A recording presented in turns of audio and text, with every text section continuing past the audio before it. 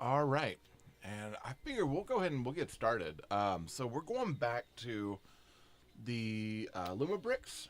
So we're going back to our Sequoia Bandit camp. So this is the Sequoia Bandit camp. It's the Old West Sequoia Bandit camp. I kept wanting to call it a hideout. I feel like it's more of a hideout than it is a camp, but I mean it is a camp. But they've got kind of an old sequoia tree that's been broken down. That's got a kind of a cave on it. We've got, of course, this big sequoia over here. A couple of small ones coming up over there. And then once this is settled, as far as we get this whole thing built and I get the table out there built, this will kind of go and mesh in with all the Old West stuff. So I'll eventually get that Old West stuff up and going. I believe, yeah, saved our spot. We're on bags 4 at this point. So we're on bags 4. But yeah, let's go ahead and let's get this going. I'm checking just to make sure everything's up and running. Everything's doing what it needs to do, making sure that there's not too much power being pulled on one end versus the other, and so that way streaming is working. Hey, Messy. Hey, little Rusty. All right, so we're good on all of our platforms now. We're going to start opening up bags 4, and then we're going to start building our Lumibricks Old West Sequoia Bandit Camp. This is what we had of it last time. I really do enjoy the Lumibricks brands. Like they're good. Let me see if I can fix that up. There we go. Just a little bit of a buffer. I think we'll do over here. We'll do our light kit stuff. Put it over here. There's all of our light kit pieces. So we've got extra things like, hey, Mike. We've got, pieces that have wire guides, things like that. So those are our extras. I did find, so the last time I dropped I think I dropped it was like hey, Jiminy. I dropped it was like a coin and a leaf or something. I did find them on the floor later on. I got them all fixed up. But yeah, I was afraid. I was like, man, I'm never going to find that thing. And I did find it. Hey, everybody. Glad to have you here. Is that Erie Earl? I love that. Gary, what's happening? Pop it. How are you? Okay, so I figure we'll put bigger stuff in this. We'll put smaller stuff in this. Let me get my bag set here. And that might make things a little bit easier to find, I think. But then it's like, I can pretty much guarantee I'm still going to be like dragging stuff up to my face at some point today. Like, I can't find it. Oh, Lumi, they did me wrong. And come to find it's there the whole time. Absolutely there the whole time. That's usually what happens. So I kind of apologize. Yesterday I was supposed to get on. I was going to get on yesterday night. And I was going to build some of the... I have like a futuristic parking garage I was going to build. And I did not get on because of... There were things going on at the house that just wouldn't allow me to do it. So I was like, you know what? I figured if anything, what I'll do is I'll record. So I did record the first floor of that building. It's actually a pretty good building. I have that on my YT. You can find that in my link. But yeah, it's a pretty solid build too. I was quite surprised. At first I was like, not quite sure about this, but it turned out actually very, very nice. So yeah. Hey, Mike. Is that Michael? What's up? How are you? All right, so here we go. We're getting started on this. I want to make sure I'm not missing messages here or there. And now let's get into it. All right, so we are starting out with it looks like a 1x, so we got a 1x3 slope brick. So we've got that brick that slopes out like that. And then we've got, looks like one of these fang drops. and then a step one that steps like that. I like those fangs. I mean, we use them for, you know, teeth on like brick heads, things like that, but they actually make really good moss, which we had some in here that was actually set as moss, and even like parts for like rocks. Really, really good stuff. Okay, so we are going here. Gotta snap that brick up here. Hey, thank you for the follow. I appreciate that. Is that Ola? What's up? You doing good today? Okay, so that's going this way, and we're going to drop it off of the back. Now, I want to make sure I have it lined up because, yeah, we do have a touch plate here, a little sensor plate, which means that our Sequoia has a light part that comes up, so that we need to make sure we don't cover that or get in the way so we can't see it. Awesome. Hey, thank you all for the likes. I appreciate that. And the follow, too. Hopefully you're all doing okay. Yeah? And you gotta let me know in the comments. Have you done any Lumibricks builds? Because that's what I'm working on today.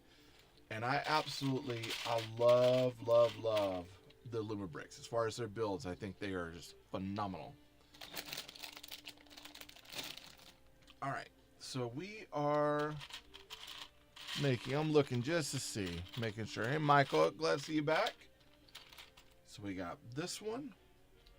We got this one. We got one of those little wire plates. Now, they're not wire plates, but you can use them for wires, which makes it really good. I like Lego City. Hey, I love Lego City too. And actually, I can reach it. The other day, the new for 2026, I did put together the Lego Taxi. This thing, the Lego Taxi is phenomenal. So I've done the Lego Taxi for City for this year. The EV Supercar, which is pretty decent. It's a good build. There's parts of it I don't like. And then I also did the Purple Roadster, which is a really good build as well. It's got some pretty interesting stuff. I think between the EV Supercar and the red sports car is still my favorite, even though I love the look of the EV Supercar. But the trunk and the way the minifig fits in is so much better on the red sports car, in my opinion. But that's my opinion. What all have you built for Lego City this year? Have you got anything new, or any piece that's your absolute favorite?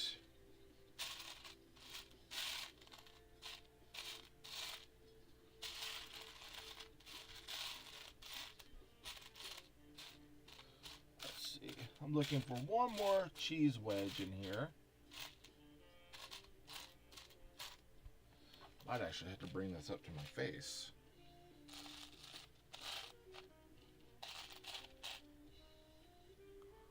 I like the third car. Yeah, the last one.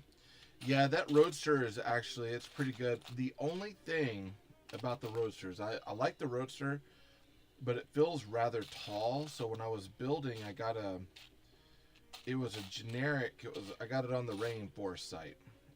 But I got it, it was a parking garage, and the Roadster, and both the Roadster and the cab won't fit in it because they're too tall. And so, but the EV sports car, the red supercar, I've got an old EV sports car. That one, that's from, I think, 24. That one also fits in it. So there's a lot of really good cars that'll fit in it. It's just that the cab won't. I was kind of hoping it would, and the Roadster, I really wanted it to fit, and it won't. The Harry Potter car won't fit either. Let's see. Hold on. Hey, what's up, Brick Guy? 87 and H. I'm not sure what that means, but okay. Did I post a comment by mistake? I hope not. Legos. Hey man, I love Legos. We're all here for Legos, right? That's what we do. Building blocks. build me some blocks. Oh man, last night, so, I wanted to do live. It's going pretty good today. It's going pretty good. I wanted to do a live yesterday, and there were some things going on at the house that wouldn't allow me to, because I was going to jump on with Bearded Blue Collar, and I was going to jump on with Low Budget Bricks. We were going to have a big Texas build where we're all kind of building together, and I just, I get a message, hey, something's going on, and then I get another message. I'm like, hey, what do I need to do? Do I need to cancel? What do I need to do? And finally got home, and it's like, no, go ahead and do it. And by the time we got everything settled, I'm like, yeah, I gotta cancel. So I kind of did a few things of my own. The Durr Burger, yeah, I don't know why it keeps showing that I'm building the Durr Burger. I keep changing it. I've already actually built the Durr Burger, which... Oh, I need some breakfast. Which, honestly, this build was actually pretty good. I ended up getting mine for like $10. So I got it for really cheap. Now I think it's kind of gone back down to 15. For a while, it was $20 everywhere. I was like, that's too much. That's too much. Saying that I'm doing the Turburger. The Techno Lego? Yeah, man. So I know I had talked about it at one point, but my first Technic set I was in, it's when it first came out, and it was the Technic, it was the dirt bike. So it was like the motorcycle dirt bike. And I love that thing because it had pistons on it. When you rotate the tire, the pistons, it was like a 2cc sort of, car thing. I can't remember, but motorbike, right? It had shocks on it. The body had shock systems and everything. And that was my first Technic set I ever got. And I remember I got it, I was in middle school. And I absolutely loved it. I was like, man, this thing is so dope. And then for the longest time, I couldn't find any more Technic stuff in my area. And then I kind of grew out of it. And I was like, I don't play with toys. But I was still playing with toys. And then I was like, man... I'll get this, but I never could find Technic, and that was the thing that kind of killed me. And as I've kind of gotten back into stuff, I did a generic bike set that was like a Technic bike the other day. It was okay. I've got another one that's like kind of okay, but there's a few. There's I think the Lamborghini I was thinking about getting, the big Lamborghini, the Technic build. I like the engineering in those things. I really like, kind of putting that stuff together and figuring out like, how does this move? How does this work in conjunction with this? The engineering aspect of it. That's one thing I love about building is the engineering aspect of things. I really like seeing, hey, how can I turn this brick this way to do this? And surprisingly, last night, the parking garage, futuristic parking garage I was working on, it had some cool techniques where we were taking headlight bricks. So not snot bricks, but headlights, right? They have an anti-stud on the back. They were turning it a certain way, so it was turned out. And then they were using the stud on the front for a tile, but then building the piece up around the window using the anti-stud on the bottom or on the back of the headlight, putting the anti-stud for the bottom against the wall and then building up so they could basically cheat one little level of a plate down. It was pretty sweet. Oh, I'm missing some comments. What am I building? I am building here. I'll pull it from the book here. I am building the Lumibricks, the Old West Sequoia Bandit camp. It's not a bandit hideout. I keep wanting to call it a bandit hideout, but it's not. Hey, Low Budget, what's up? The eyes are a bit... Oh, wait, hold on. The eyes are a bit fiddly, though. I must have missed something. The eyes are a bit fiddly, though.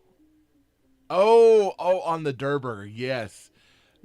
Yes, they are.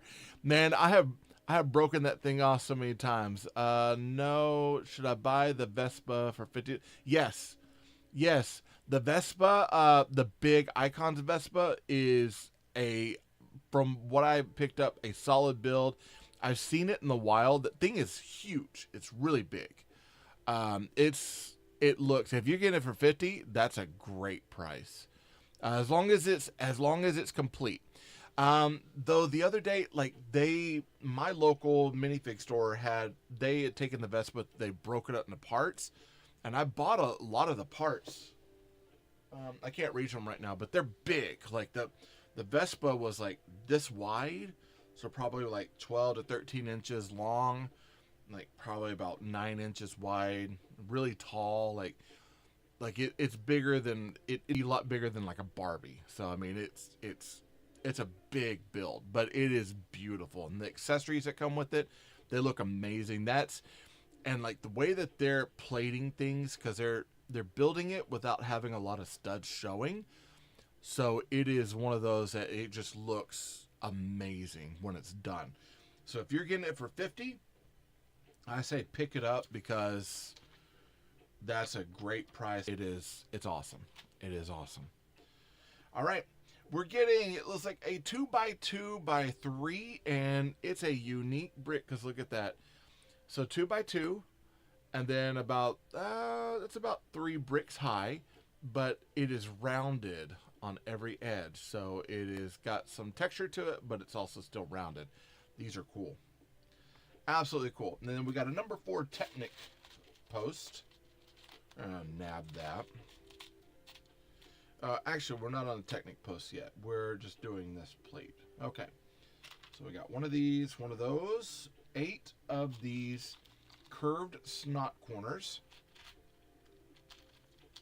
Let's see, 1, 2, 3, 4. 1, 2, 3, and one more, 4. And then what else are we doing? We've got another a 2x2 plate. I know it's in here somewhere.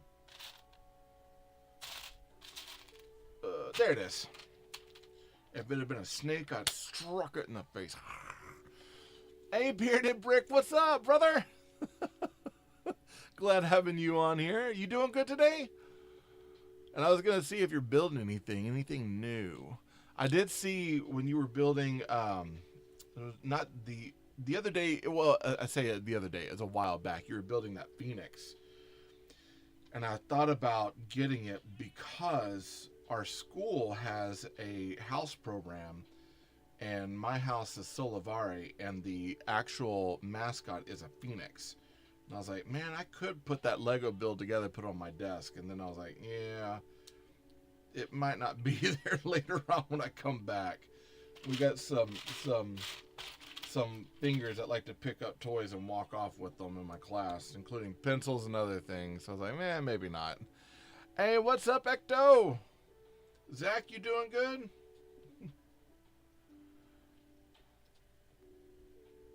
Yeah, so the North Texas Ghostbusters, so Zach, he goes by the Ecto SR.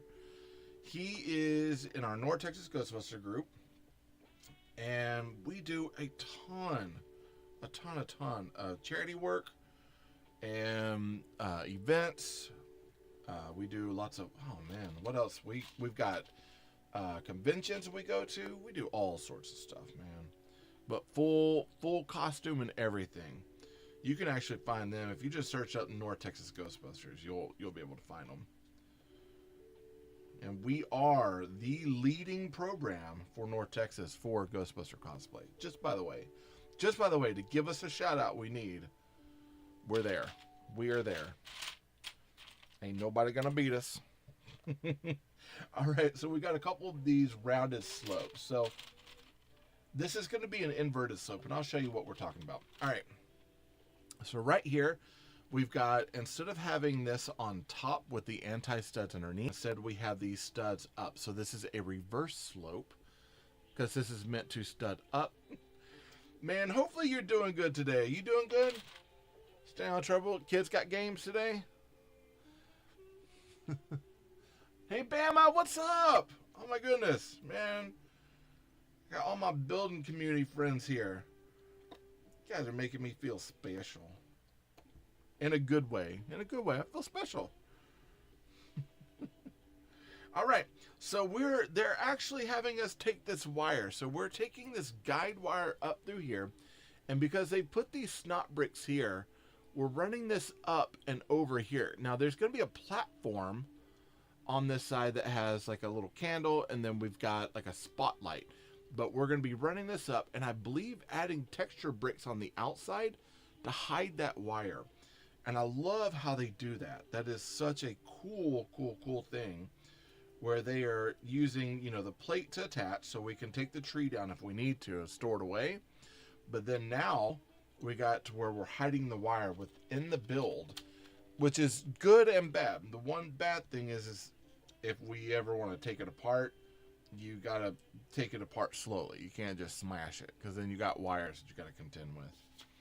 But most of the time, a lot of my Lumi builds, there's every once in a while, if I need to take it apart to put it away, kind of box it away. I think I was talking to Infinity about it. It's one of those where it's like, yeah, I just kind of take it and take a few wires or plates or things apart and set it in there, and I can hide it.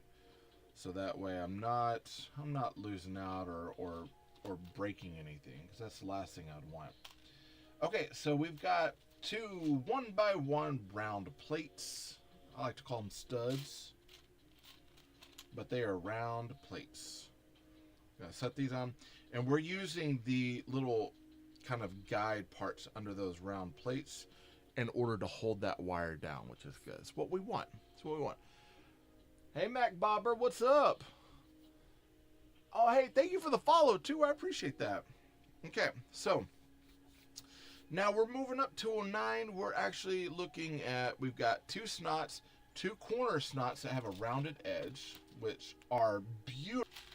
The amount of stuff you can do with that is just phenomenal. And then we got a 2x2 rounded plate. No, it's rounded because guess what? It creates a circle, right? We know it's rounded. All right, so we got 1, 2 snot bricks, and then 2 of these corner snots. Boom, boom. One thing that Lumi does is that they round, which sometimes make the build really good, because you're able to take a plate, put one plate over the other, and then it'll still corner, but it leaves a channel for you to run wires underneath. And they've done a few things where it's allowed to do that. Hey, Brian's Bricks, what's up? You doing good today? All right, and then we're turning, so I'm guessing if this is platform here, let me move that out of the way, so that way my little brick-built Millennium Falcon is not in the way of everything. There we go.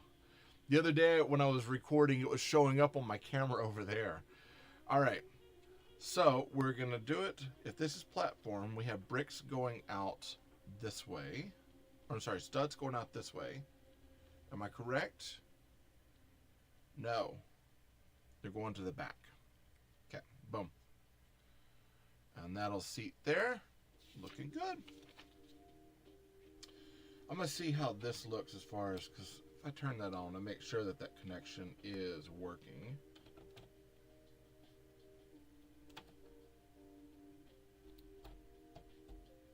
Yeah, it is working. Okay. Hey, thank you for the follow. Who is that? Oh, Brian, you got me. Hey, Damon.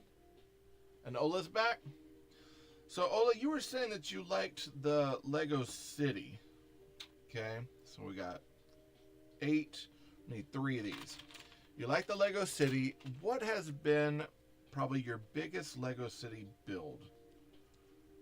Actually, if any of you are doing Lego City right now, what has been your biggest build, and what have you gotten this year for 2026 that you really like?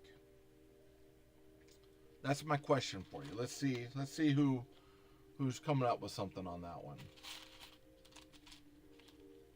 Hey, Danny. Hey, Miata, what's up?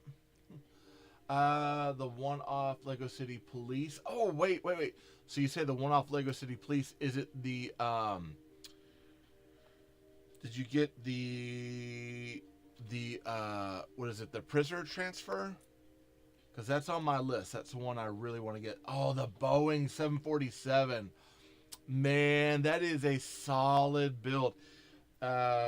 Sloobon does a similar build that's pretty good, but not the best. Yes, that prisoner on my list, and I had some money, and I was like, I want to get another set, but I also needed to get a little pouch thing, and I didn't have enough to get the prisoner transfer. So instead, I got my pouch, and then it was like a off-brand like champ style car, but it's like kind of an alternative brick thing that I'm gonna try to build.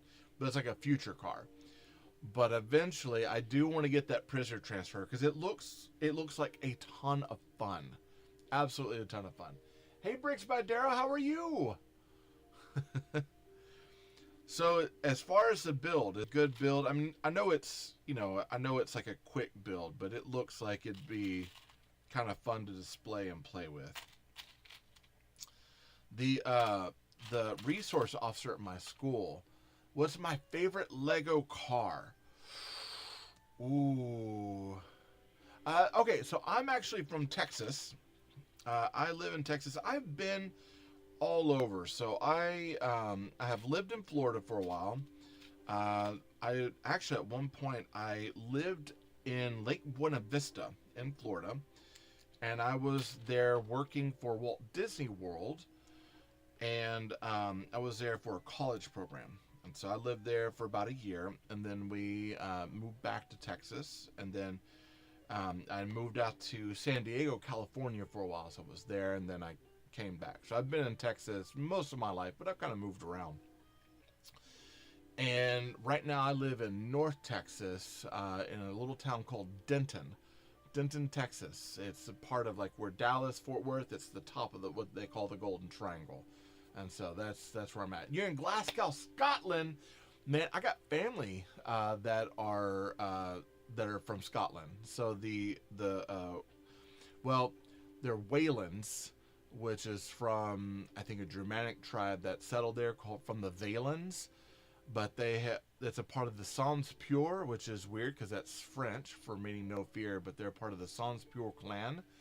And I believe their tartan is blue. I'm trying to remember. But that's from my wife's side of the family. They have very Irish and very Scots blood. You can kind of see it, and like love Scottish culture. I had a friend who actually just went to he went to Scotland. I'm trying to remember exactly where he went recently, but he was there over the late part of summer into the first part of the school year. And he said he absolutely loved it. He said it was all sweater weather. He went and saw, I think it was the Moors. He just enjoyed like being there. I had to find out exactly where he went, but he said he absolutely loved being in Scotland. And it's a place I've always wanted to go visit. So how's the weather there? Is it good? Right now we got a cold front. So Texas, we kind of like one of those things where it's like you figured it'd be like, hey, it's just kind of hot all the time and arid, but right now it's sunny, and we winded cold front that is kind of in the 30s right now. So I went out walking the dog. I decided to go in shorts and a hooded t-shirt. About halfway through, I was definitely kind of going, man, what in the world are you thinking?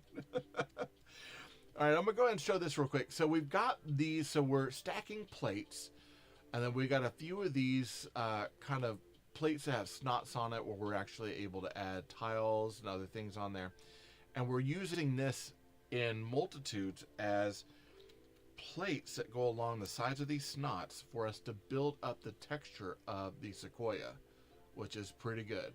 It's around -1 Celsius. Wet climate. Yeah. Wet climate. Though so only really snow further north. Yeah, we get snow here, but it's not very often. And for the most part, like what it is, it'll get damp, but damp cold. So the one thing that gets me is when it gets into my clothing. And for the most part, I'm like, okay, until I'm outside and I feel the cold through the wet weather, into my clothing, and I'm like, ugh. My fingers go numb, and I'm like, I could pass on this. But as far as your summers in Glasgow, how are they? They get super hot, or are they, kind of, nominal? Let's see. Hey, Blackened Heart, how are you? You're scaring me with the name, though, Blackened Heart. Hopefully, that's a misnomer. It's a fake name. I would not want you to have a blackened heart. Like 25. So it still stays relatively cool, which is nice. Nice. It can get kind of hot here. And I'd have to look it up. Because we use I believe we use Fahrenheit. So for me, I'd have to look up the Celsius and see exactly what that translation is. All right. So another plate we're building up to do another side of this, and I'm wondering if this is the one where we're hiding our wire. So lots of texture work. I like that they build from the ground up. Instead of just, you could use like tiles or this or that, kind of build up. I like that they do multitudes of different plates, different styles, different colors, things like that to build this up to make it look the part brick-wise without losing that effect of it being bricks. Like it obviously looks like bricks. It feels like bricks, but it also really looks like a modeled piece that feels like, hey, this is obviously bricks, but it looks like a tree. I look at it, I can tell it's a tree. Around 77, yeah. Man, if it stayed around 77 here, I'd be okay with that. For Fahrenheit-wise, during the summers, sometimes it gets up to, I think our highest has been 107 in the last recent 10 years or so. So it does sometimes it gets hot here. I know I've got a Ghostbuster card that I do with the North Texas Ghostbusters, and the sun here oftentimes is brutal enough that it is eaten through a lot of my vinyl decals. I gotta re-clean them. You're here, but you're cleaning up. Hey, Kobe, what's up? You're cleaning up? That's good. What are you cleaning up? You cleaning up your house? I'm asking you as you're like, hey, I'm trying to clean right now.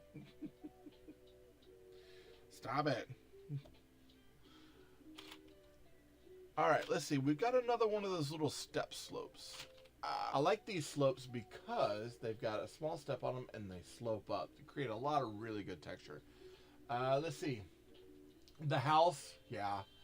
Building, bought our door. Oh, man. Hold on, I can't see the name. Grant? Oh, man. How is Batador? Hey, Screaming Lady. Gonna go watch the rugby. Hey, it was lovely talking to you. Hey, take care and be good. And I'll go and check out your page. You gave me a follow, so I want to go check out your page, see what all you got. Hey, Frankie, what's happening?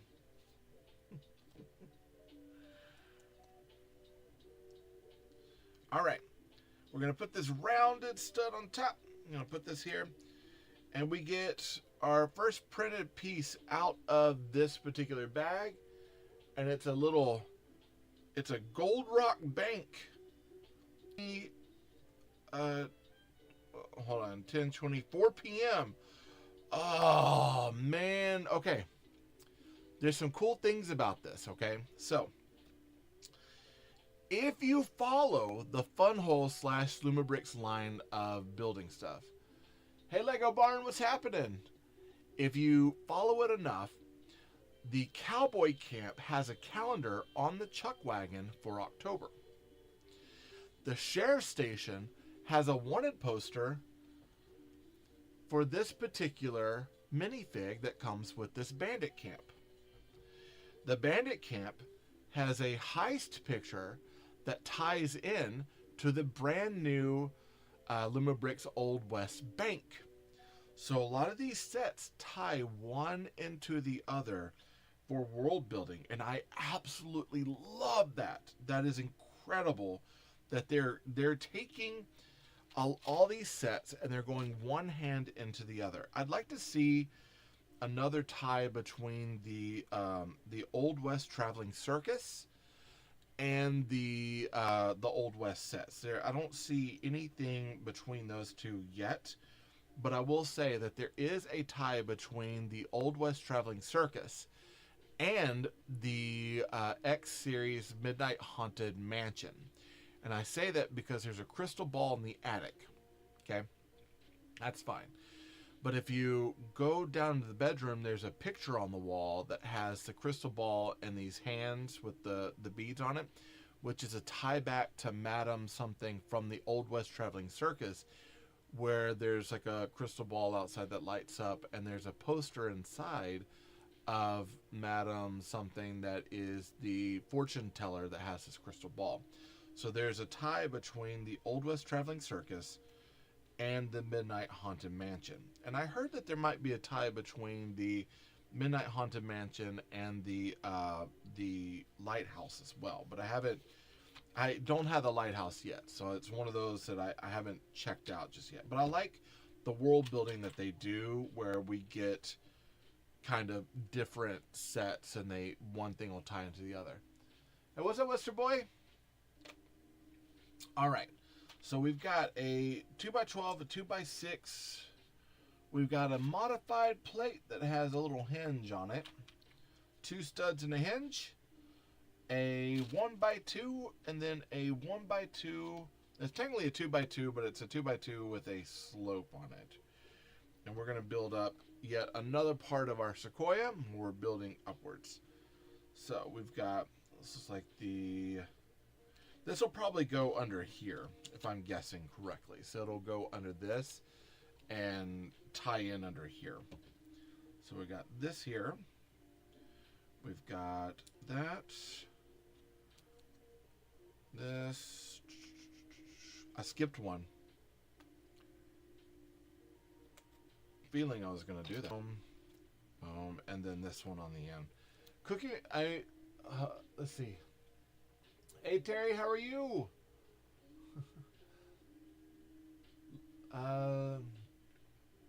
Lasby Network? Is it Lasby Network?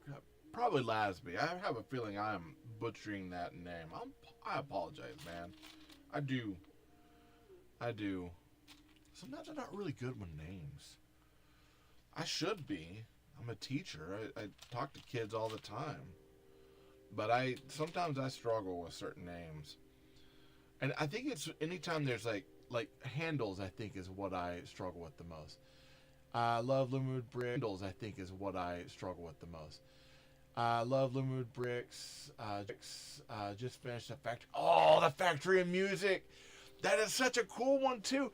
Man, my buddy Tony Bricks. If you don't follow him, you got to. He did the factory, and then after he was done, he turned around and he took the minifigures out and he put all of his Across the Spider-Verse figures in there, and he had a Spider-Man dance party. It was funny. I loved it. Probably history teacher? No. I love history. Actually, what I used to teach. Okay, so I teach. Let me give you. Or do you want to guess first? You're from the UK? Awesome. Awesome. I'm gonna let you guess to see. I'm gonna give you one more guess to see if you can guess what kind of teacher I am. I'm not gonna tell you. I'm not gonna cheat. The glasses might give it away. Music? No. Math? I have taught math. I have actually taught math. But so I'm an art teacher, and one of my favorite things. So for a long time, I was at a school that was let me get this real quick. Hello? Spinner's house, Asher's dad has your number, and they're wondering if I can go to the mall with them. If you can go to the mall with them? Like, no, because we're wondering if we can have a sleepover. They're wondering if I can have a sleepover with them. If you can have a sleepover? I'll have to ask that with Mom, okay? So I'll need to check with her first, okay? Alright. All right. So I would say don't go anywhere out just yet. I mean, if you are playing outside or at Asher's, that's fine. But wait till Mom gets home and wait till I'm off alive, so that way we can.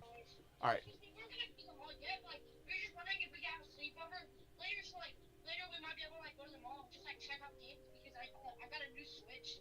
So like, Yeah, like I said, when E's mom gets home, we'll figure it out. We'll discuss. We'll figure it out. But right now I'm on live. Okay.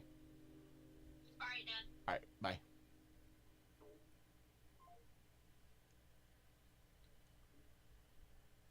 Okay, that was weird. Yeah, I got a call from my kid. He's wanting to go and stay over with someone, so we're trying to get things settled. So I'm an art teacher, and at one point I taught STEAM. So I taught science, engineering, math, arts, all of it together, and I absolutely loved it. Anytime that I can, even in art, I tend to add math into my stuff. I really enjoy math. And so, what I do when I taught high school, I'm back to teaching elementary now, but when I taught high school, I actually had a thing where we were breaking down the color wheel. And so, you got your primary colors, 3 colors, red, yellow, and blue. And then you got your secondary colors where you make green and purple or violet. And you have your tertiary colors. That's where you mix a primary and a secondary together and you get a tertiary. Those are colors like vermilion. You've got amber, chartreuse, teal, indigo, and magenta. Okay, well, so how that works is that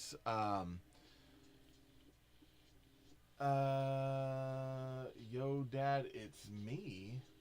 What? I'm with my friend for yo dad. I'm not sure. What? I'm so confused right now. All right, hey Richard, what's happening? Okay, so basically what it was is when I was introducing, or not introducing, but reinforce. Oh my goodness, hold on, I got to make this. It's me. Hold on. Okay, let me get this call. Hello. Oh, I'm us. It's us. Yeah, I had. That's Nathan's phone. Okay, I had a feeling. All right, let me get back to it.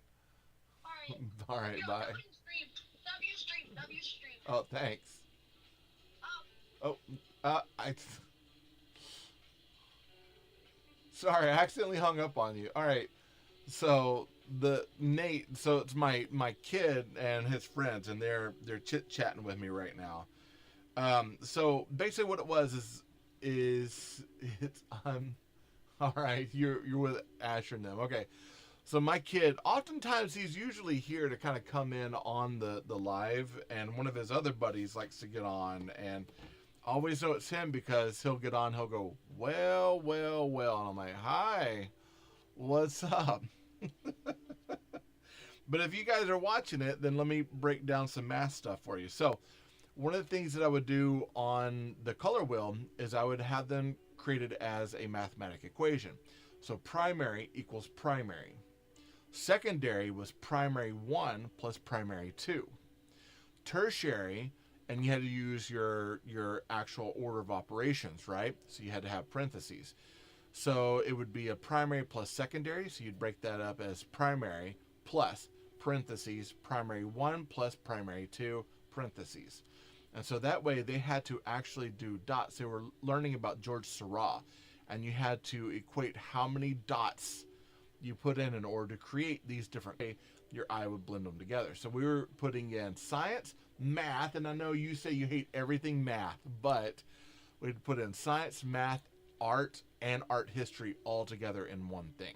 Because we'd also look at like the history of what was going on at the time and why George Seurat was even using pointillism in order to create art, when at this point, we had during the time of that part of history, we had power being put back in the people. Lots of it was during Victorian age, so they were trying to like really up the ante as far as like the next renaissance of thinking, etc., blah, blah, blah. And so we're looking at that and then talking about why George Seurat even used pointillism. And the whole idea was that it was, hey, we're looking at this as a new age of industrialism, putting the power back in the people, and then kind of moving on. So it was fun. A lot of the kids actually liked it. Some of my kids did not, especially the ones that hated math. Not that, hey, you know, I'm you know, I'm trolling you a little bit about hating math, but hey, some people like math, some people do not like math. And for me personally, algebra, I absolutely struggled with algebra. Yeah, I was taking an evolution chapter in science, and it tied to my history class as well. Yeah, listen, everything is interconnected, always. And usually, and I hate to say it this way, it's usually interconnected through math. Always. Even parts of religion, interconnected through math.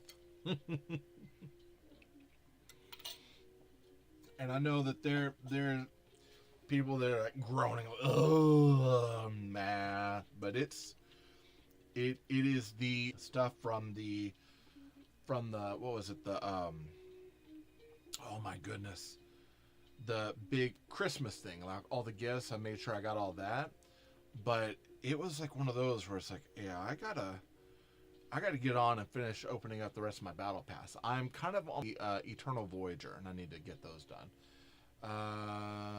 Nathan's Unreal. Like, I'm good at most math, but it took me 2 extra years to learn division. Yeah, division's hard. It's hard. It is. When I took division in 4th grade, because I had some kids that were behind in division. And so I worked really, really hard at what was called grouping, and showing them grouping and showing them, hey, this is something and you had to divide. This is why you're dividing it up and doing it this way. But it's tough because in multiplication, you can turn those numbers any way you want. However, law-wise in division, you can't do that. And it's kind of the same with subtraction. In addition, you're adding together, not that big of a deal. You can take 5 plus 1, hey, that equals 6. But if you have it backwards where you have 1 minus 5, well, now you're in negatives. You're in unreal numbers. So you're looking at like -4, stuff like that. It doesn't work the same way. You can't keep that order. It's not as fluid, right? I can't remember the actual principle of what that's called. But division's kind of the same thing. So if you're saying 5 times 6 is 30, but then you have 30 or 5 divided by 30, it's not 6. It has to be, the order has to be opposite. And it has to do anytime that you group or separate or minimize something, your larger number has to be in front in order for it to be a real number. And that was a hard thing a lot of my kids had a hard time with. Most of my math teachers didn't explain enough until 7th grade, and that's when I learned. Yeah. Hey, I'm glad you're able to learn. Gabe! I got one for you, buddy. I got one. Hey, Granny B. I saw some stuff you posted the other day. It was like, fire. Let me ask you something. What did the therapist tell the person who had pain in his foot from stepping on a Lego? I'm going to see if he answers. That's kind of a joke for everybody. See if you can come up with it. I told some of my students the other day, and they groaned. They're like,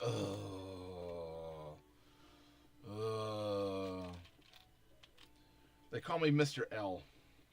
And they kind of groan at me a lot. But I like to tell them really bad dad jokes. Bam, I'm glad to see you're back. Repeat it again. Okay. What did the therapist say to the person who had pain in his foot from stepping on a Lego?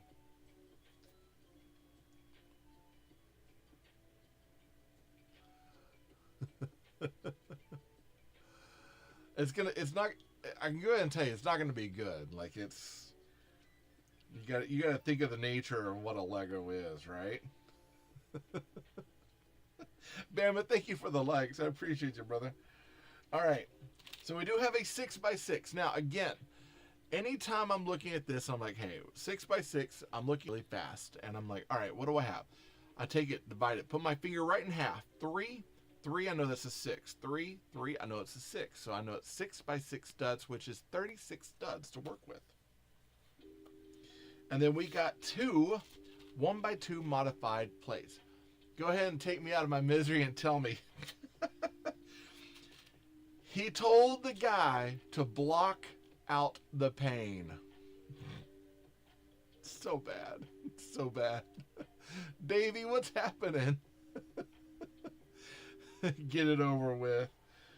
I see how it is. Get it over with. You don't like the dad jokes today? Actually, I had a minifig that his girlfriend broke up with him. It's really sad. He fell to pieces. Nope. I'm sure at this point, I know my kid is on here. He and his friends are hanging out. They're probably groaning like, oh, God, these jokes are awful. They're awful. We got 4, 5, and 6. And then we have a 1 by, so this is what we like to call, let me find it. Ooh, we don't get those very often. It's 1 by 3 modified. All right.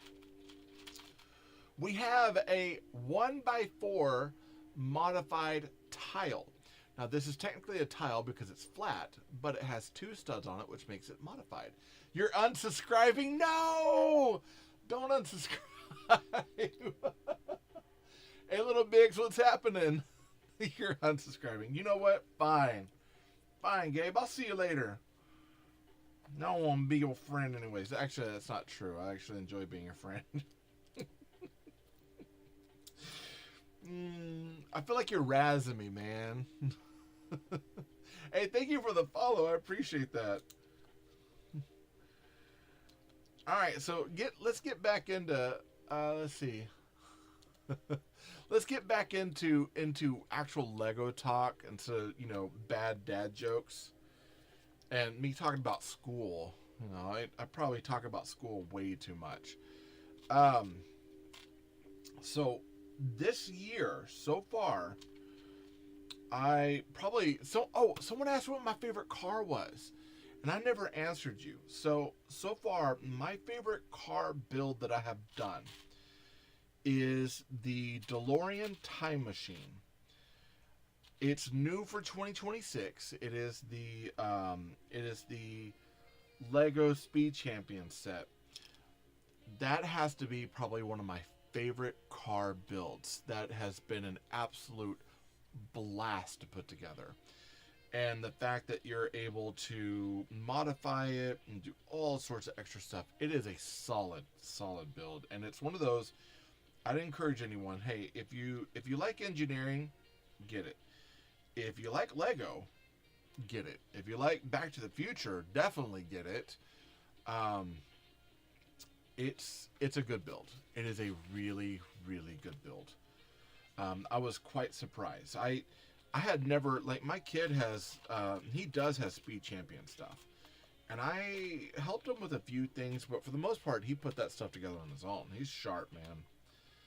And you talk about engineering brain, he's got it. He just sits down, he's able to do it. But hold on, I gotta find these studs with post. Okay, 1, 2, and I got one more, 3.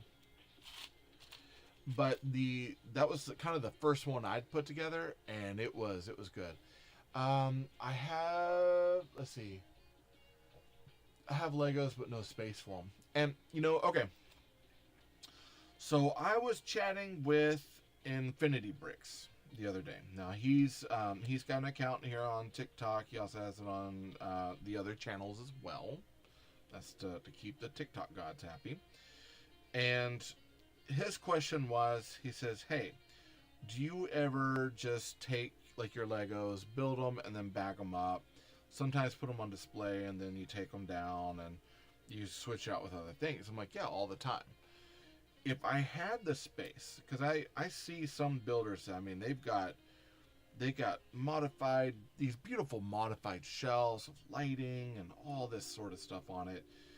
And I've got a room, and I've got, I technically would have space for it, but it has so many other toys and things that it's like, it just, there's no room to display everything I have. But I will build, put it together, enjoy it, and then I usually take it and I kind of box it back up and I put it back in my backlog, which can be a problem because then it's like, hey, what do I actually have in my backlog, right?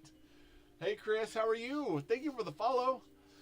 So anytime that I have things and I'm looking at it, I really have to look and say, okay, what do I have in my backlog to build? Because otherwise I might be lost, or I'll be like, oh, I need to do something for this week and don't have anything to build.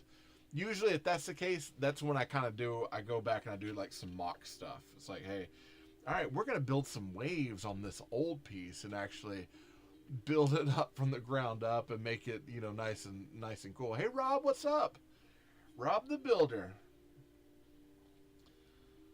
So for me, I'll build and then I take it and I turn around and I put it in my backlog and I'll come back to it and enjoy it yet again. So sometimes it's like, when I'm in a dry month when I can't buy anything, I will go back and I'll explore some of those old sets, maybe take them apart. I'll go to like Rebrickable and I'll find like a new way to build it and download some new stuff. And let's see.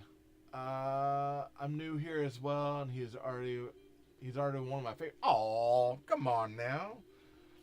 I appreciate that. And that makes me feel nice. Makes me feel good. But don't make me your favorite. No. But I will say, the build part of community, like I love going back and rebuilding things. And actually, Rebrickable is a really good place to go to get alternative builds. There was one where it was the red sports car. They had a rebuild on it that allowed you to turn it into almost like wasn't a hover car, but it was like a helicopter thing, and it was actually pretty solid. And then out of the Dream set, I had Connor's Dream Controller jet, and I did a jet style helicopter, and that was like awesome. I have 4 main Lego creators I follow, and you're in the top 2. Man, thank you. I appreciate that. I do. I appreciate that. Gonna make me cry. Don't make me cry. No, not yet. Not yet. Who are your other ones that you follow? I'm wondering if I follow them too. If not, let me know, because maybe I should be giving them a follow. And that way we'll give them the shout out. So that way, if you got a bunch of good creators, we want to give them their shout out and their due diligence too. Because I gotta tell you, on this platform, there's a lot of us.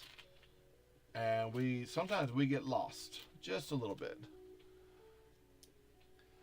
Hey, it's Noah! What's up, Noah? Hold on, let me do it for you. Well. Oh no, did he leave? Is that... Oh, Brick Crewbay, what's up? Man, I like that name. That is solid. It makes me think of the coast, and actually it makes me want to go back and work a little bit more on my harbor. I am behind on that thing right now. Hey Chris, thank you for the likes. Hey, thank you for the shares. Kobe, that's awesome. That is solid, man. Solid. That's how we get the word out. Okay. This is a Lego whip, right? And the Lego whips are pliable. Now, something that Lumi has done, and I love that they're doing this, is that they are basically extending this out. They're keeping a lot of the curve in it. But what they're doing is that they're going to be taking basically a studded area on the end of these whips. If I can get it open here, you have a stud. So they are studding this whip into one area, and then they're going to basically wrap it around, and they're creating vines out of these whips. So if you have like a brown whip, you could do the same thing on a tree. So you could take like Indiana Jones's whip, right? If you have multiples, you can take one, you could stud it somewhere, you can wrap it up on the tree, and then you got yourself some vines. Sports Bricks, Brick House Brand, and Body by Bricks. Whoa! Hey, Tony, what's up, brother? Hey, Tony. I got something I got to put in the mail for you. You ready for this? All right, and thank you for the repost. I was going to fix them up.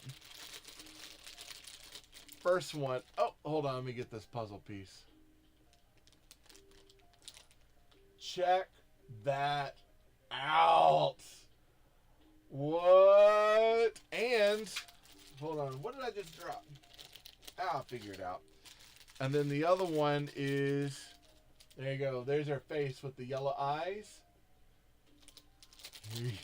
Yeah. I got to get these in the mail to you, man. I know, right? I know. And he comes with the little dog, too. He comes with the dog. And, like, the way that they did the hands is... Here, let me see if I can hold it up. Let's see. There we go. The way they did the chainsaw hands, he grips that, and then the rest of it snaps around his arm. It's Chainsaw Man. I know. It's going to be... Yeah, boy! It's going to be fun. Yeah, so they I found them on the AliEx. I was like, man, I gotta grab those. I gotta grab them. They have a bunch more. I'll kind of keep an eye on them. They had multiples of Chainsaw Man. So they had like tons of different variations of him. I know you have the it's the Jazzwares. Oh, hold up. I'm getting too fast. I know the big one. That's the Jazzwares ones. I think I'm going to turn these empty bookcases into Lego storage rooms. Totally. And actually, there's something like if you have, let's see, because a lot of the boxes are kind of flat. So if you have sets that aren't too big and you have kind of deep shelves, you could always put your backlog of boxes on the back, stack them. Hey, thank you, Chris. Thank you, brother. And then you could do your sets in front of the boxes. So you have a backdrop of sets and then your boxes in front of it. What's up, Brick Trucker? I love it, brother. How are you doing? Let me ask, did you do a thing? Usually he gets on here and he's like, so I did a thing. And I'm like, oh, man, what did you do? What did you do? And I think, what was it the last time you said you did it? No? Good. Good. You're behaving then, right? The last time I talked to you, you said that you had done a thing, and I asked you what you did, and you had gotten, it was like, was it the several cyber sets? You'd gotten several cyber sets and something else, man. I was like, brother, hey, if you can afford it and you can do that, I'm all for it, man. I wish there are times I'm like, like they put out that couture shop from Lumibricks, right? The big Cyber City one. I was looking at it, I was like, man, I want to get that. I was like, I still have to get the Izakaya. I still got to get the what is it? The Izakaya, the apartments. There's all sorts of them. Yeah, and that Creel house. Yeah, that's. I came across, it was the Speed Champions. It's the Nissan Skyline that I really want to get. I came across a couple of them. I was going to get one for my kid and I, but I was looking at expenses. I was like, I might have to wait for a minute. Thankfully, they still had plenty of them. But that Creel house. So, let me ask you your opinion on this, okay? Hold up.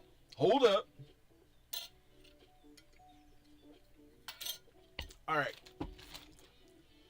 I'm gonna kind of ask everybody this. Supra. Oh yeah, I know. And that's the Technic one, isn't it? The big one. So let me ask you this. That Creel house sold out. It didn't take very long for it to sell out, and then the Squawk radio station, Speed Champ. Okay. And then the Squawk also went out really, really fast. Okay. Now that's kind of a big set, and then a gift with purchase set. So that's kind of like, that makes sense for that to sell out kind of quickly. Those sold out really almost instantaneously. And then at the Lego stores, at the majority of the stores, and on the site, they're out of stock also on the DeLorean Time Machine, which is a Speed Champion set. But they're not showing like back order or anything else. And I know that that's, you know, that's like Lego kind of pausing the brakes, saying, "Hey, don't worry about it. We're gonna get it." I love the vocabulary. Well, yeah, it's Lego stuff, right? But my question is that should they have put for some of the smaller sets, like the poly bags, the beta sets, some of the alpha sets, Speed Champions, etc., that they were showing out of stock of, should they have instead put on back order or just shown as out of stock? Because a lot of people just started freaking out instantaneously. Yeah, what's a good word? Hey, instantaneously. Any time that I can throw out that measure of language in there to kind of, you know, to amp up the kind of craziness of what Lego's done, I'm gonna try to do it. Hey Jeff, how are you? So, and I can't remember who it was I was talking to on here that was like, hey, it's weird that it was suspicious that they were showing it out of stock instead of being on back order. The speed, yeah.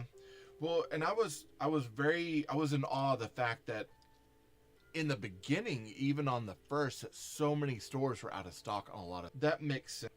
That does. I mean, it's one of those, I wouldn't want that to be the case, but it does makes absolute sense.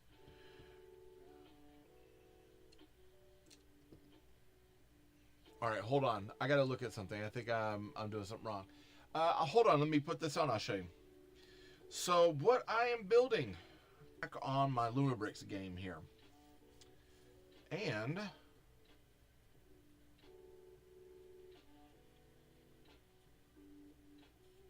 yeah, I did it wrong. Okay. So I am building the Lumibricks. It is the Sequoia Bandit Camp. Now, I kept calling it a hideout because to me it was like, hey, they're hiding out from the law. And I'll show you a picture of what we got. Boom. Here we go. It's this one right here, Sequoia Bandit Camp. It's a cool set. Yeah, I love Lumibricks too. I still need, hold on, I missed a couple of messages. What's up, Bearded? Kind of disappointed that they have retired the Captain America shield. Yeah, and it didn't stay around too long. That was it was one of those, there's been a few people that kind of complained about it. It lasted for I think 2 years, and then they went ahead and just, I don't think it had enough cells that they were kind of hoping for. You need the DeLorean and the Lightning McQueen still. Yeah. Love Lumibricks for 20 minutes is about to leave, and he came out with 2 brand new boxes. Wait, hold on, Tony. I missed something. I wanted to get it. And hey, thank you for the follow. I would say so you went. It was at the Lego store that you got. Hold on, Tony. I think I missed something. You might have to go back and tell me what I missed, because I feel a little lost here. All right. Yeah, the Lumibricks game, as far as like what their builds are and what they're doing, I enjoy, because some of it is like, you know, I'll get alternative brands, and their clutch power for a lot of their plates they're not very good, especially some of their bricks. They're just not as good as you want, or they're too strong, or they're not strong enough. Lumi does a really good job with their bricks and who their brick supplier is. They've got decent clutch power that doesn't cause pull, and it also like seats very, very well and makes the build just superb. What Tony said got filtered. Oh no, okay. Man, all right. We'll wait and see if it allows it to go through here in a minute. You have the Forge House set. Oh, nice. The Lego one, or no, the Lumibricks one. I saw someone building the Spa House, and it actually looked really, really good too. The Spa House, a lot of so they have the Town Life. They've got Street Fusion. I have a lot of the Street Fusion. I do have a few things in Town Life. And then the new Galleria. Oh, yeah. Yeah, back when it was Fun Home. Yeah. It's the, what is the series called? It's retro housing. That's what it is. So they have the retro housing that's got like it's got the A-frame, it's got the spa, all that is all under the retro house. And then the cabin, the wood cabin is also under there. You ordered the boxing club. Oh man. Yeah, I saw your post. That boxing club, I think, is going to be solid build. Hey, Roland, what's happening? You know, okay, so here's the thing. The Lumibricks Fun Hole minifigs. I'm actually working on a design, because one thing that a lot of people don't like about these is the fact that there's no studs on the legs. And I'm actually working on a design that I'm wanting to send to them to see if we can't get that fixed. I will say the anti-studs on the feet are really, really good. One thing I noticed is a lot of people were complaining about the hands and the fact that the hands just turn up this way. But I did it, was it through this post here? I hope not. I hope not. That would stink. That would stink. Yeah, so just reversing the hands allows like that hand to go out a little bit more and kind of hold things up. So I don't even build my fix. What? Not sure. You deleted it? Okay. Yeah, it's probably the best. It's probably the best. Hey, thank you for the heart me. Oh, you in my fan club. I would say for Lumi, I still build with the minifigs, but I'll go ahead and say it, guy. Give me Trucker. I'm still partial to the Lumi figures. I kind of like them. They're cute. Okay, they're cute. All right. So I am looking at this, and I did a thing.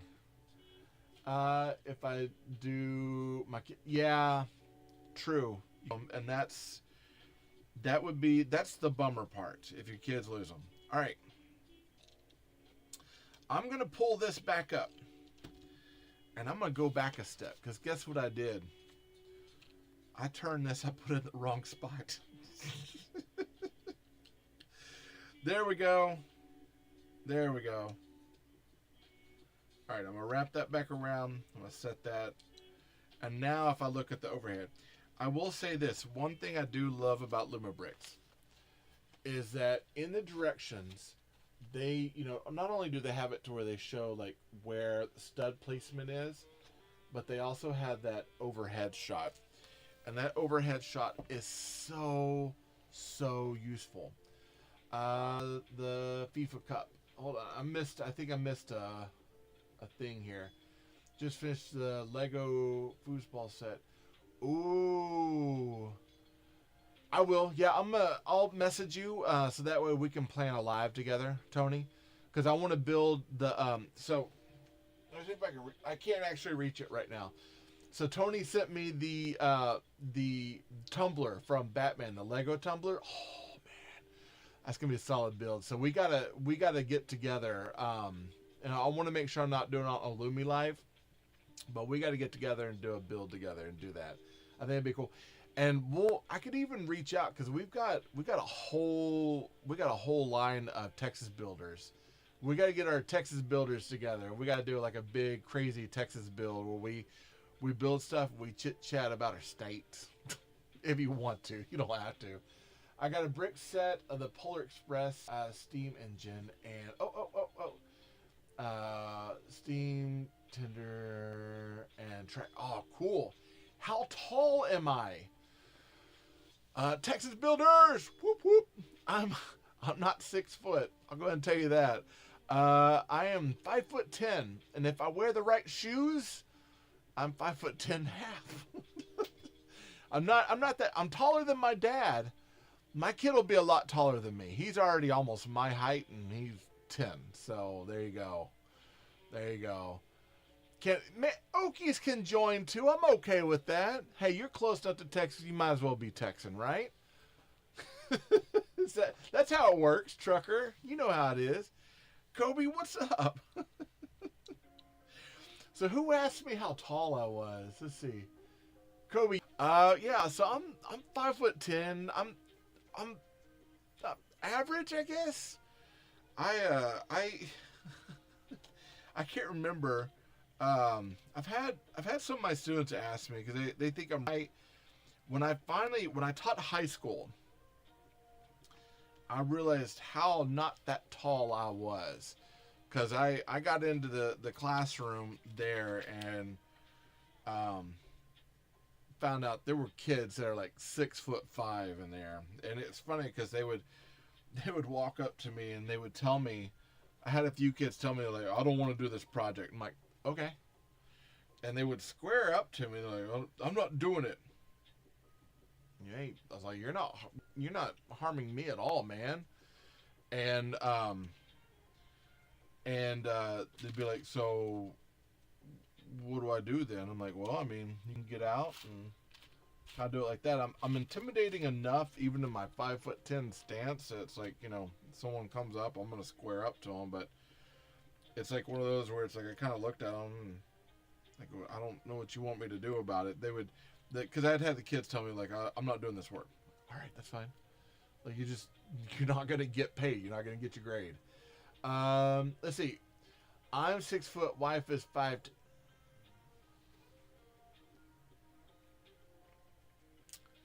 So are you saying I'm as tall as your wife? Yeah, my wife she's 5. My wife shorter than me. Oh, I gotta see this. My son-in-law is 6'8". 6'3". Low budget, you're 6'3". Dude, that's tall. My wife's cousin that I was best friends with, I think he's 6'5", which is why I think like I'll be back. Just got off work, about to clean up and have an awesome life. Dude, awesome, yeah. Clean up. I'm glad that you're back. You're still traveling right now, aren't you? Dude, there are people that are 6'5", 6'6", and act tough, but they won't do anything. Yeah, you're 5'9". So I'm the tallest in my biological family. Yeah. So I grew up. So by the time I hit 7th grade, okay, so I was 5'10". I was the tallest for a long time, and then I stopped. Didn't grow up any taller. Grew out, but didn't grow up any. Even when I was like, I was in football in middle school, and I was like ripped, right? I had tons of muscles. I'd get off the line as a lineman. I'd pop them people up, just like I just was a powerhouse. But I never got any taller. You were 6 foot in 7th grade? Yeah, I was 5'10", and a lot of the kids that were around me were a lot shorter, so I was tall. When you were in middle school, you were 5'10", then you grew up? Yeah. Well, when I was in high school, and I had stopped playing football, and some of the players were messing with me, they were 6'3", some of them were 6'5", and, they would try to corner me with, blah, blah. They call me by my last name. They're like, oh, you don't want to play football and all that. And I'd still, even at 5'10", I'd square up and be like, what are you going to do about it? And I just wouldn't back down. And I think, because I have crazy eyes, I'd be like, what's up, man? That doesn't seem like crazy eye right there. It seems like kind of laughable. But of course, we started shrinking as we get older. Honestly, I haven't gone to measuring at this point. I was 5 foot and 140 in 9th grade. Man. Hey, Bam, you back? I hit 2 growth spurts. Oh, yeah. 5 foot in 7th. And then by 12th, I was 6 foot and 230. Man. Yeah, I think it was like my max weight when I was in high school. I mean, I kind of grown up now, but I think like just body wise, as far as like muscle, I was 210 in middle school. I was 210 and I benched, I think I was maxing at 190. Like I was tough. I was squatting around 250. Like I was squatty, you know, dude. I had like the side muscles that were like the big wings of muscle. Like I just flexed, and be like, oh, I could have been a wrestler. I grew 10 inches in 2 years. Started his 5. Yeah, man, 10 inches. 10 inches in 2 years. You can imagine, like, I can imagine, well, I can imagine now, because I'm a parent, the stress that puts on for trying to buy clothing for my kid. My wife, she deals with that more than I do, but there are times when she's like, yeah, she's like, I can't believe you hit another growth spurt. And like, what are we going to do, man? Because like right now, your pants are coming up, like the bottom of your pants come up to your knees. We got to get that fixed. All right, let me bare this wire real quick, and then we'll get moving. All right, I'm going to press this. Wait a second. I want to press this wire down right here.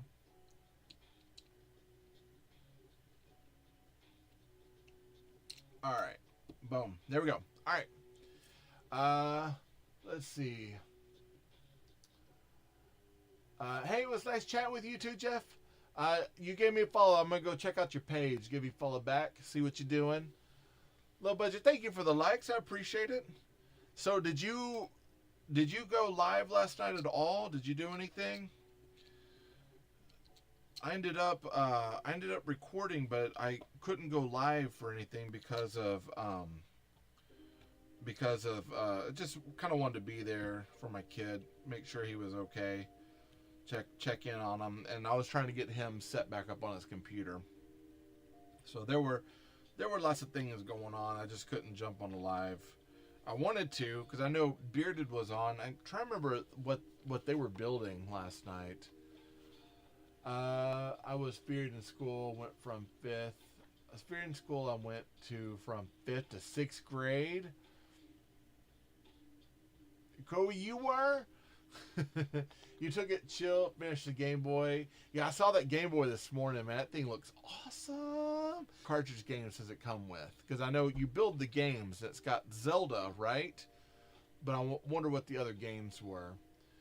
Let's see. Legos by Myers. Hey, what's up? Mario and Zelda. You know, it would be kind of... Hear me out. Hear me out.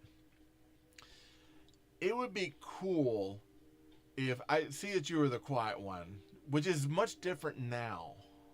I don't know. I have a feeling you could be quiet, like when you're intimidating, you'd be like, don't say anything. Usually the quiet ones are always the ones where you're like, oh, I want to mess with them. Bricks by Daryl, what's up? Hear me out on the Game Boy. If Nintendo would put out another set that's a Capcom set, that has like Mega Man and some other things where you've got the screens and some extra game builds. It's like little poly bags. I wonder if they would do that. The building techniques are crazy on the Game Boy. Yeah, say a lot of my power in my arms for some reason. It's because you're a tank, man. Talent. They should have had Tetris. Yes. Hold on. I was fascinated. The Game Boy. Yeah. Tetris would be another good one. So Tetris, Mega Man, Metroid. They should have had because they did a Metroid game as well. I kind of wonder if they're going to try to do a Game Boy Advance or even the Game Boy SP that's in the old NES colors. I would totally... That's one. So I did not get the Game Boy. I'm still on the fence about it. I think that I would probably love the build. It's just, it doesn't always match up with everything I have here. But I will say that if they did a Game Boy SP, Game Boy Advance SP in the Nintendo colors, I would probably pick that up. They should do a Game Boy Color. Yeah, now they did a 3-in-1 recently. And it's a 3-in-1 game. And it looks like, it looks a little bit like an old Tiger handheld game, but I think it's supposed to be almost like, it looks a little bit like the Game Boy Advance. It's got the little side clicks on it. I'm kind of wondering if that's what it's supposed to be, but they didn't get the license for it. I do think that if they did a Game Boy Advance, there'd a lot of people that would go get it. They've done the Nintendo, they've done the Game Boy. I think at this point, I'm wondering if the next one that they'll do, because they've done Nintendo, so NES, Game Boy, right? That's it. I'm wondering if the next one they do might be a Virtual Boy. They should do a Game Boy Color. The Game Boy Micro, yep. I have a feeling maybe that they'll advance it every year and they'll add one more, because I'm wondering if they did NES, Game Boy, they should probably do it where they do like Game Boy, or sorry, NES, and they should have done like a GameCube, a Game Boy, and then advance it Game Boy Advance, and kind of bounced it back, because there's two different generations here. You've got the Gen X that grew up with the Nintendo sets, the old school ones. Then you got the newer kids in the millennial age that, you know, grew up with the Game Boy Advance and those. So I think that they should bounce back and forth. Sega Game Gear. Dude, I loved the Game Gear. Actually, one of my favorite games on that was Chakan the Forever Man. Pokemon IP has endless options. Totally. So, all right, here's the thing. And I probably need to do a video of it on my YT and talk about it. So, they have announced a bunch of the smart brick sets, okay? And so far we got to see the smart bricks with the Star Wars stuff. And it's okay. I'm not too opinionated on it too much, except for the fact that I know that they're building it for the kids. So it's really set up for the kids to, except they're coming in at full prices. So the Pikachu Game Boy was killer, man. That was a great set. All right, so if they are building these sets, the smart brick sets, and they are, you know, the mega brands, right? And they're doing building block sets, and they've already announced, I think, like Squirtle, and they're sets, so they have like Squirtle, I can't remember, it's like Squirtle's like pool challenge, and there's like a training camp and some other things. But my understanding is they might actually be, yeah, it's going to be Pokemon sets. And I think they're slated actually for the summer. And I have a feeling they're going to be smart brick sets. So I feel like they are testing the waters with the Star Wars to see how successful they can be with the Star Wars sets. Hey, do we have people that are really getting into it? Because Star Wars is still a big thing with a lot of collectors. And I'm kind of wondering if they're like, hey, how much can we get out of this? Because by the time Pokemon comes out, and if kids are really getting into it, I'm wondering if they're going to try to drop the price for the smart bricks down to make it more available for kids. So I'm kind of wondering if they're starting out right now where it's like, hey, it's pricey, we get it, we want to be able to pay for the technology, test the water, see how things are going. These sets are obviously going to end up being collector sets. And then I'm wondering if they're going to try to do the smart bricks on the Pokemon sets to really open the door to the smart brick technology for kids to be able to play with. At least that's kind of my understanding of what they might be doing with it. Which I'm all good for. I actually love the fact that kids are getting to play. As a matter of fact, one of my students the other day, he found a Lego set, and I helped him find the directions for it on the Lego Builder app. Let's see. I don't know. I think they're gonna price themselves out of the market economy.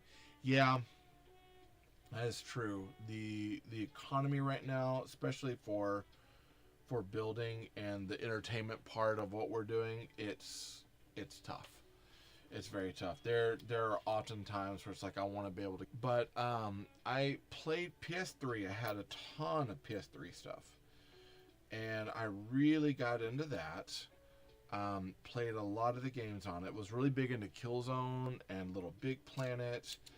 Also, what was it? Destiny. When Destiny came out, I was streaming that. There's lots of games that I did. Sly Cooper, yeah. Sly Cooper, Ratchet and Clank, and Crash Bandicoot was like titles that I always got. Ratchet and Clank, Jack, and oh my goodness, I loved Ratchet and Clank. Sly Cooper and Ratchet and Clank, they were like my favorites. I like the Sly Cooper like caper sort of thing. Spyro, I didn't really get into Spyro that much. Oh man, there was another one. He was like an elf looking guy, but it was a space elf. It was Jack and something. I got into that for a while, but my main, out of the original titles, my main one was Ratchet and Clank. That was the one I played the most. And then Sly Cooper came in second, then Crash Bandicoot, then Jack and whatever his name was. He had like a little meerkat guy that ran with him. And I played Spyro a couple times, the dragon, but I don't know why I didn't get into it. I was like, eh. PS2, yeah, dude. And the PS2 that I have is still the old school PS2. So it's like the big bricked one that's got like the memory cards in it. I've got it set up where I can play it like above my desk.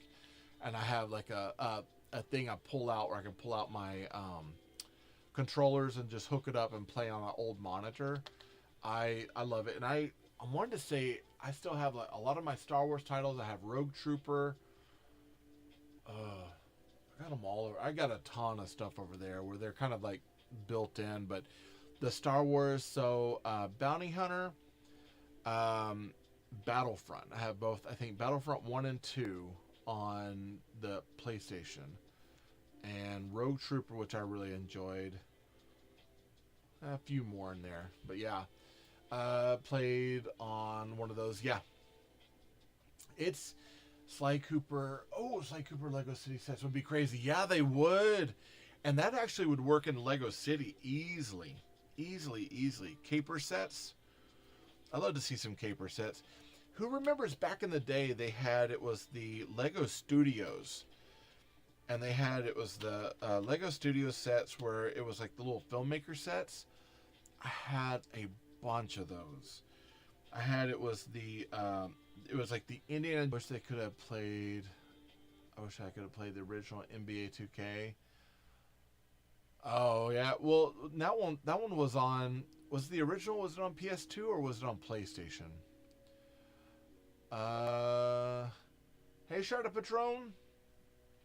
I was gonna say I don't even remember. I don't think I have any of the. I'll look and see if I have any of the NBA games. Now, do you still have a PlayStation 2? Both? Yeah. It was much bigger on the GameCube, I think, over the PS2. The GameCube, there was Metroid Prime on GameCube that I wanted. And when I got into a little bit of GameCube, the things that I enjoyed was Animal Crossing. I loved Animal Crossing on the GameCube, especially because if you put your, you hooked up your Game Boy to the GameCube, then you got that little island that you could build on. Hey Grayson, yeah, I liked the GameCube for its modularity with other things, and I know at one point the PSP, we were hoping would tie into the PS3 and do some really cool stuff, but they never really got anything set. Nintendo's good about having that one thing that builds into the other, and I feel like oftentimes other companies they miss out on. They're all about performance, which is good. To capture the kid market, you gotta also have like playability. Like, hey, how are the kids actually able to play and do stuff with it? You know, can they attach other things to it? PSP walked so Switch could run. Yeah, true, very true. And here's the thing, I still have the PSP Slim. I've got the Kratos edition PSP Slim, and I also have an original PSP.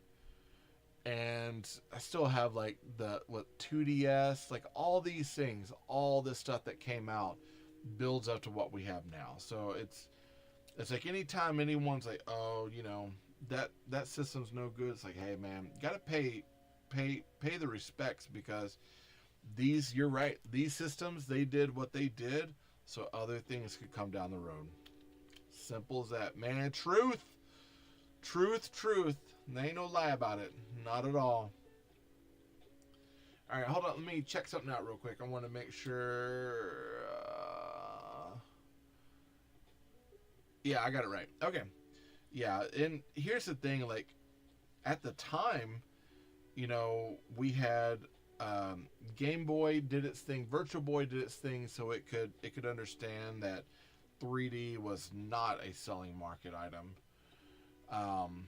Unfortunately, you know, it crashed and burned kind of poorly, but it had to happen. It had to happen.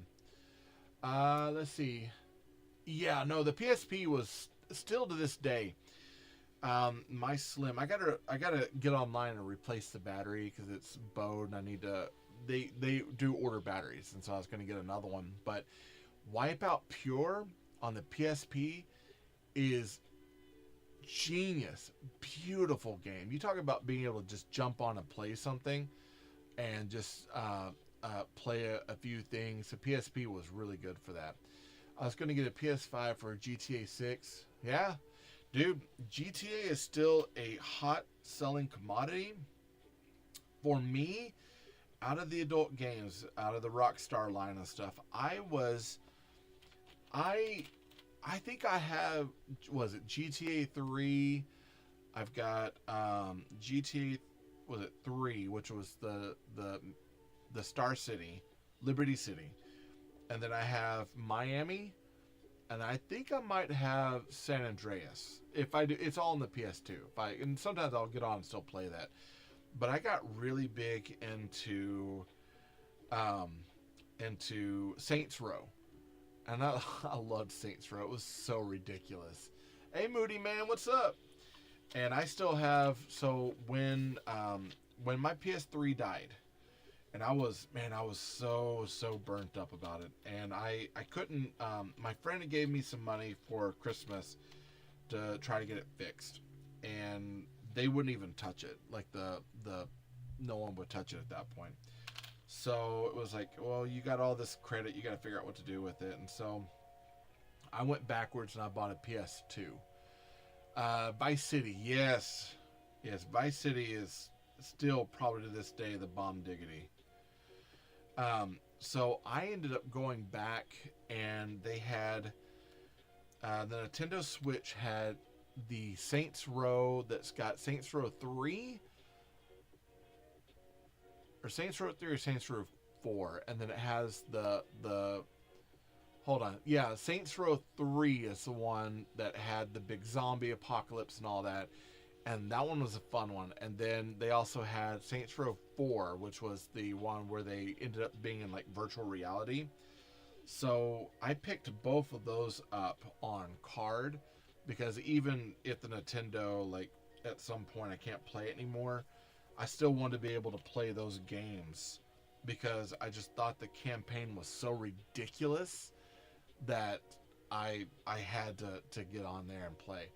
GTA 6 better be a great game if it's going to be working on for almost 13 years. Yeah.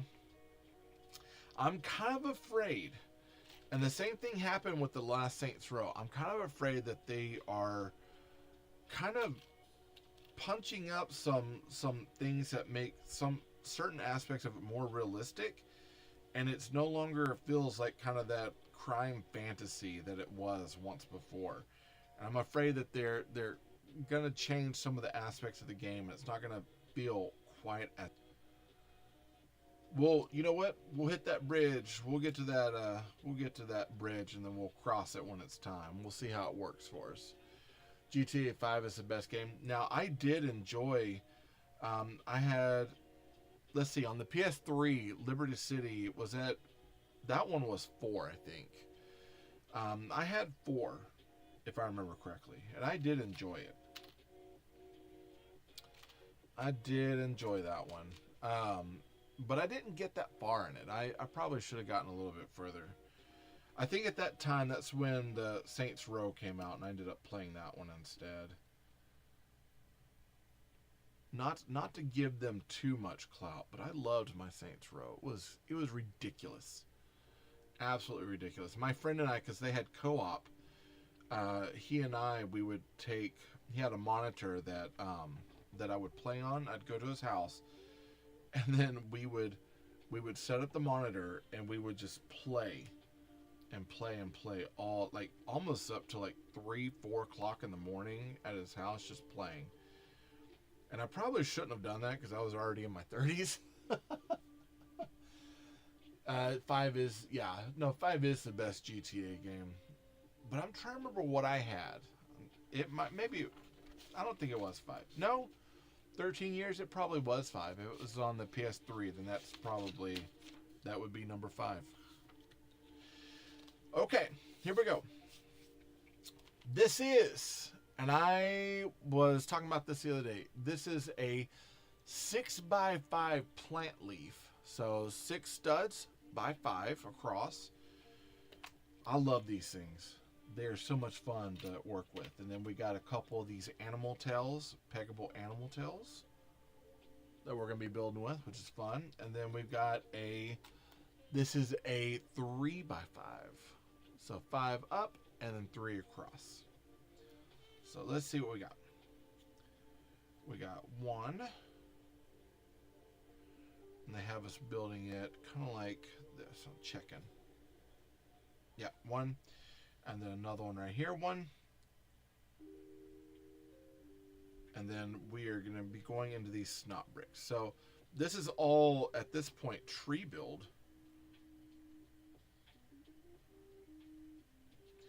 So let me ask on this. Lego has put out the Game Boy. It's put out the NES. It's put out the Sega controller, which I felt a little bit cheated out of because 2013. Then yeah, that I think that's what I played was GTA 5. I'll go back and look. I think I still have the game in the closet. I just haven't. I can't play the PS3 because it's burnt out, but I'll check and see. I believe it is the GTA 5. So Lego's put out the NES, it's put out the Game Boy, and it put out the Sega controller. And I felt a little cheated out of the Sega controller because I felt that it should have been like the full system and not just a controller. But the controller you could flip over and it had like Sonic and everything on it. So my question is, out of all the systems, if you could have a Nintendo, or not Nintendo, a Lego set based on a game system outside of Nintendo, what would you have?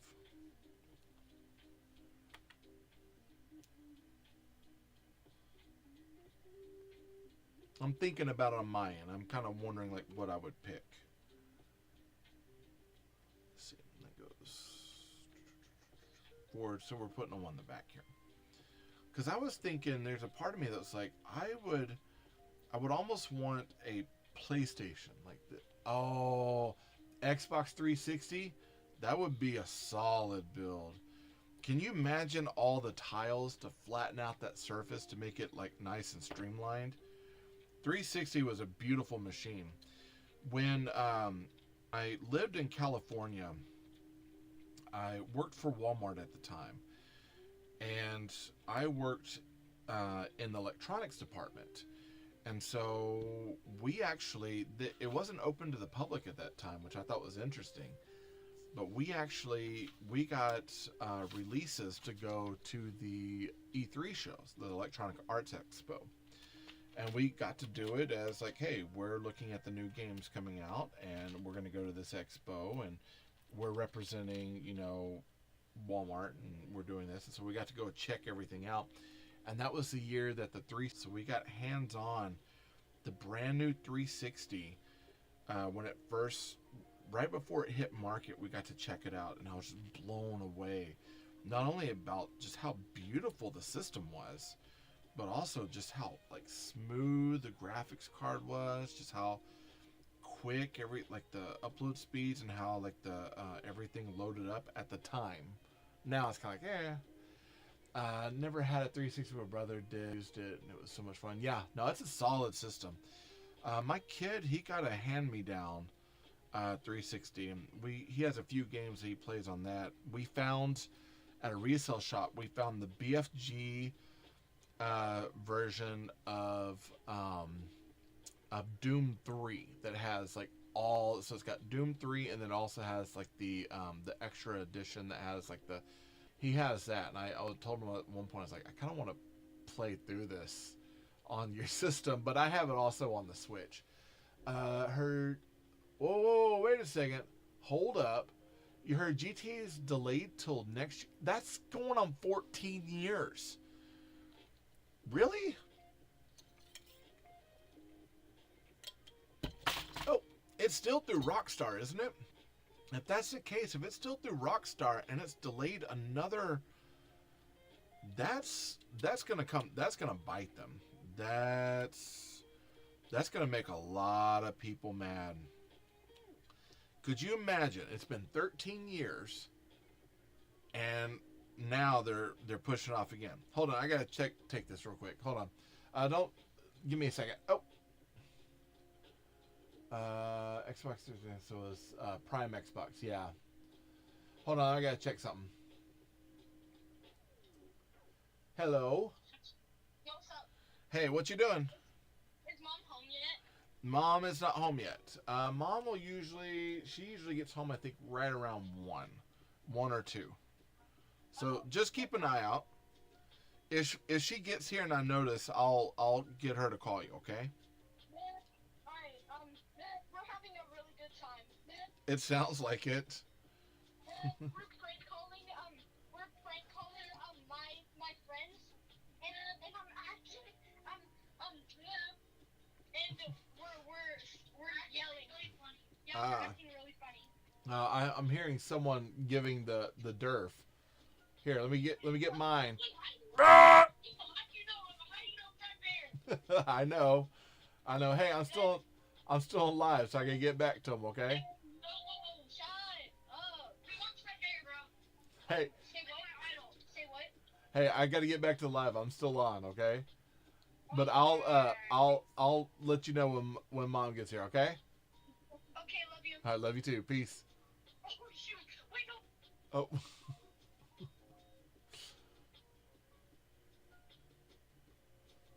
Man, I'm getting a lot of calls from my kid right now, and they were razzing me about Fred Beyer, and so someone was in the background doing their derf. So I said I would get on and I would do my derf as well. You ready?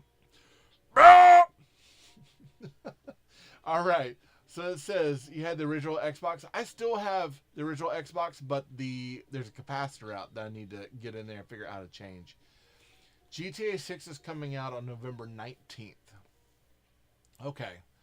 So it's gonna be late in the year. Man, that's almost 14 years. Rockstar doesn't care if they're making a killing in GTA Online. Like I said, it's just a rumor. I will say this, and I kind of say the same thing to my students.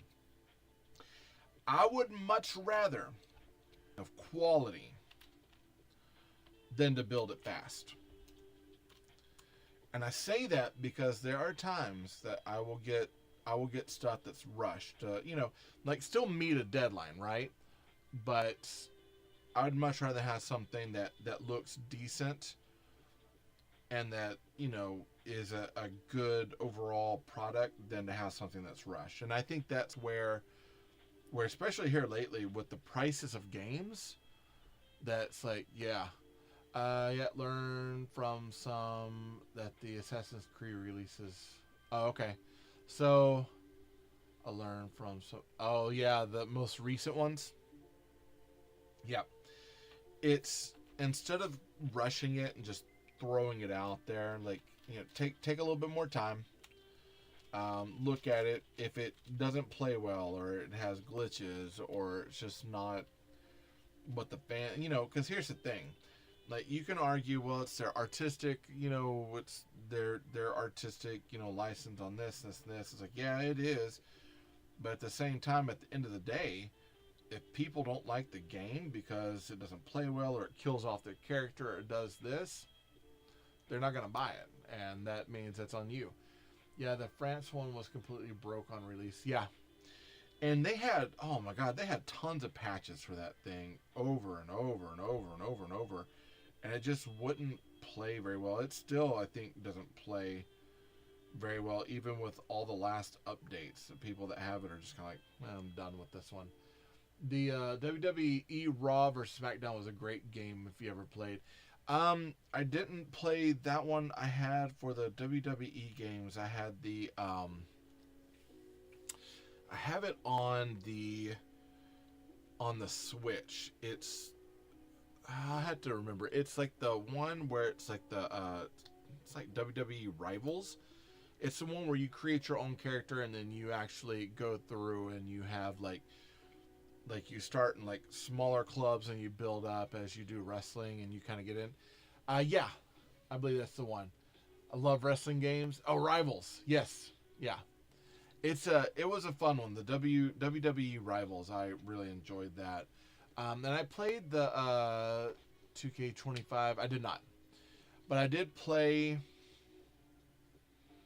trying to remember. One of my friends had, I think Dom had one of them. That's back when I was in California.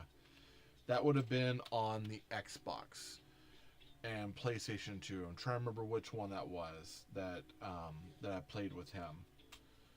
I'll think of. I used to play that with him, but I never. I like wrestling, and I used to love following it, especially back in the '80s. But I hadn't like followed it too much more since then, except during Attitude Era. I did follow a lot during Attitude Era. Rivals was a TV show. No, this was. I'm trying to remember the game. I'll look it up here in a minute. Or what I'll do is I might have to make like a post about it. Because the game, I ended up giving the game to my kid.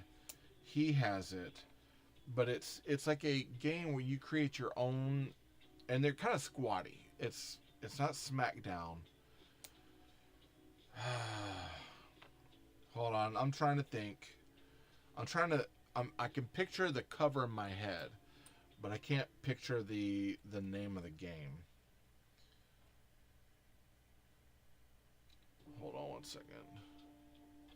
Here, and then one over here. But yeah, that was like where it's a campaign-based game, and you could even go online and battle people head-to-head, but it was like the idea that you got on, you created your character, and then you battled kind of all the greats of Attitude Era. And then from there, like, you built yourself up as a person, and then you were working to become like the king of the ring, basically. Man, I cannot. Let me put this together, and let me put this together. Other than that, I mean, I don't know. I will say there was a time when Mattel. So when they were putting out the new Masters of the Universe, was it Origins series of action figures? They had a whole run of figures that was the Masters of the WWE. And I did pick up quite a bit of those. So I do have some of those figures.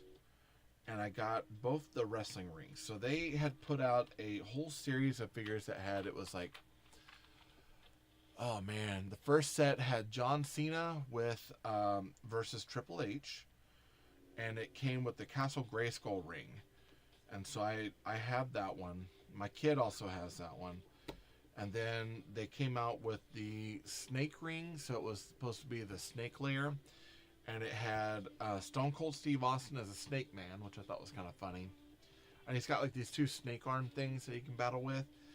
And then it also came with Hulk Hogan as the Hulkster that had like battle armor. It was kind of fun. And you could pair him up with the Macho Man that also had battle armor on him. And so I enjoyed those sets quite a bit. Okay, here we go.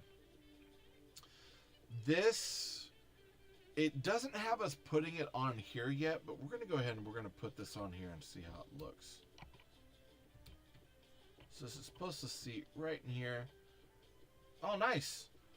So we got the candle up here. We got this line here. I'm not too keen on this.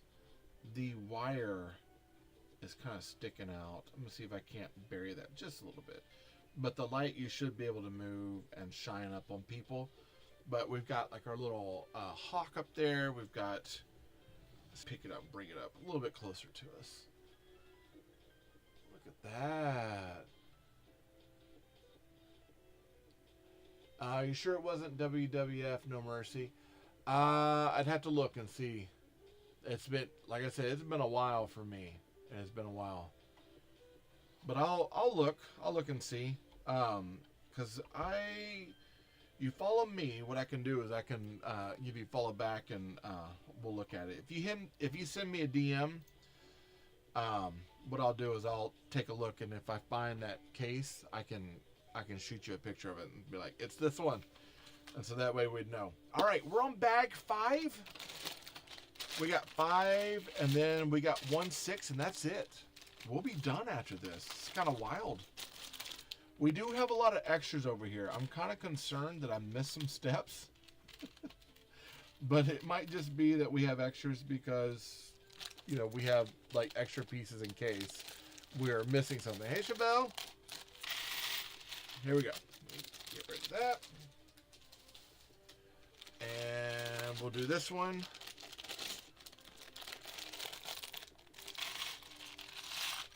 We got some printed pieces in this one too.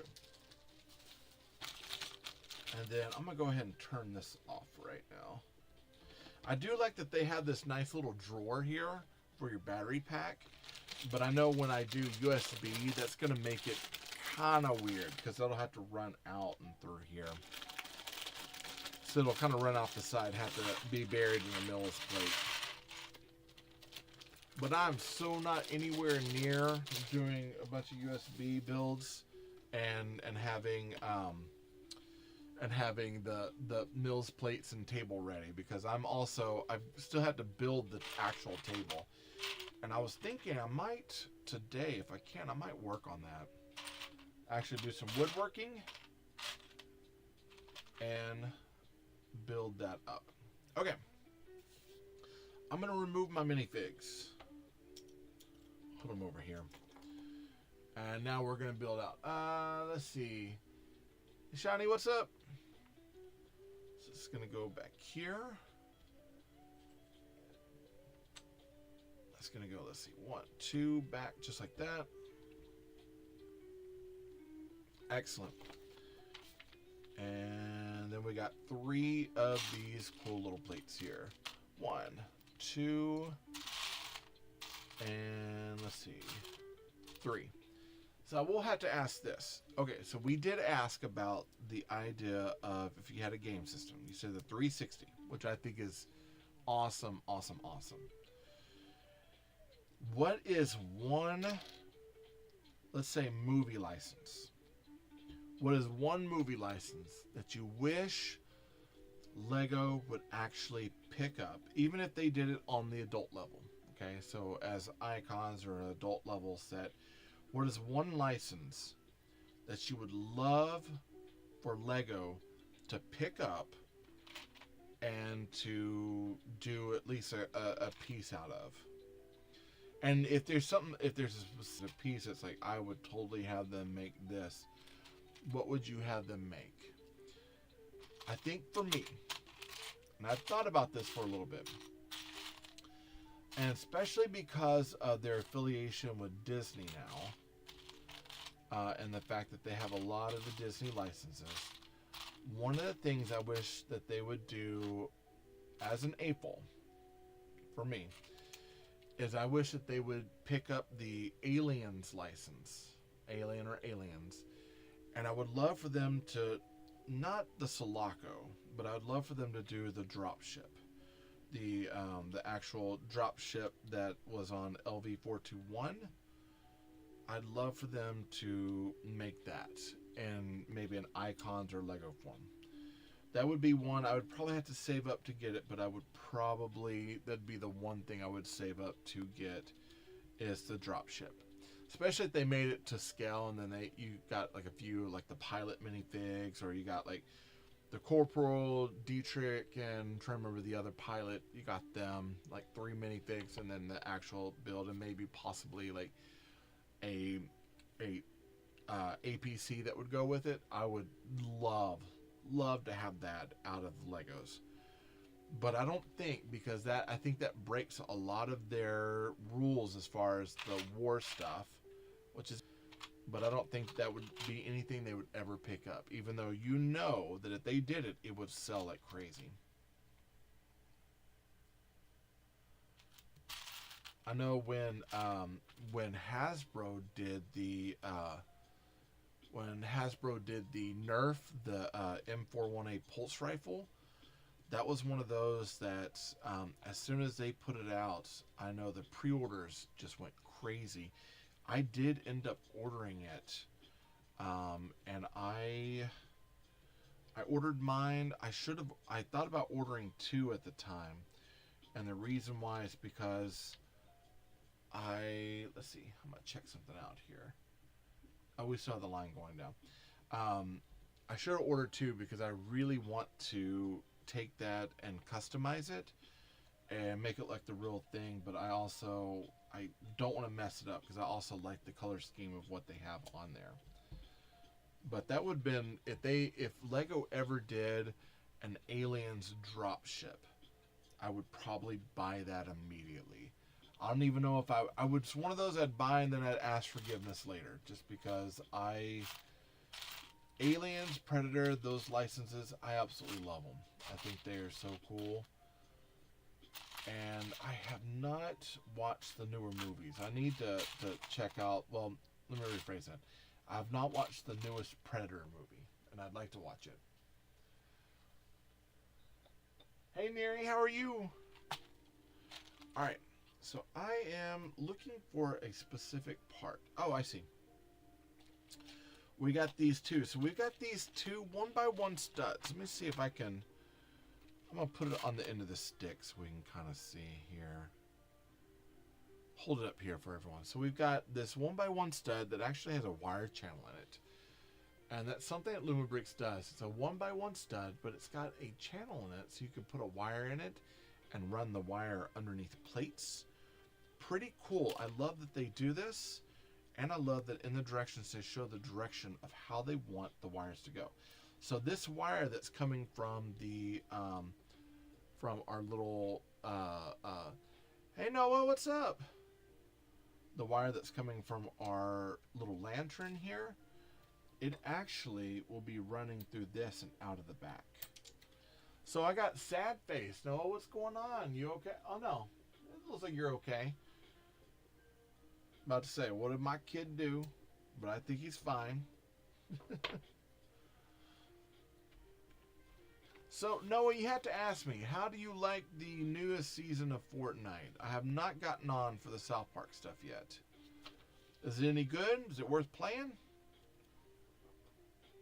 You have to let me know, because I have not signed on at all to do any of it. I feel like a bad player.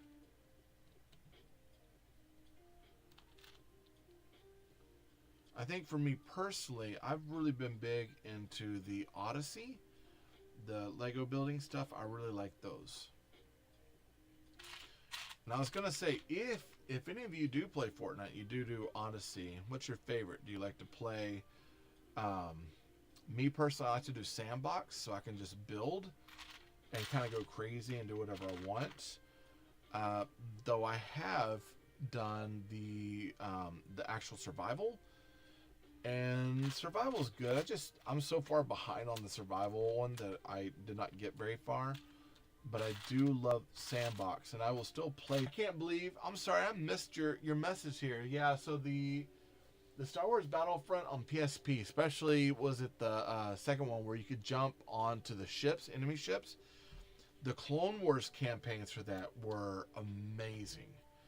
That was like the absolute jam. And it's still one of those I've got. I think it was oh my goodness, the Rogue Squadron. I still have Rogue Squadron. I believe I have Battlefront 2, and I might even have the Elite Force also still on the PSP. Those are really good games. Hey, Brick Guy. Yeah, those are solid games. And I kind of, here's the thing. I know at one point they were talking about doing Battlefront where, and they showed footage of play where it was like, you went from the ground and you could have a battle on the ground, and then you could take a ship, you go up into upper atmosphere, and you could battle, and space battle, and I believe even jump on ships there. And it had like, as far as like the world, it was a huge server. You got lots of different like options for play. They haven't done really anything with that. The footage of it is amazing. It was one of those I'd love to see that game play. And you know, as soon as that came out, that would sell like hotcakes.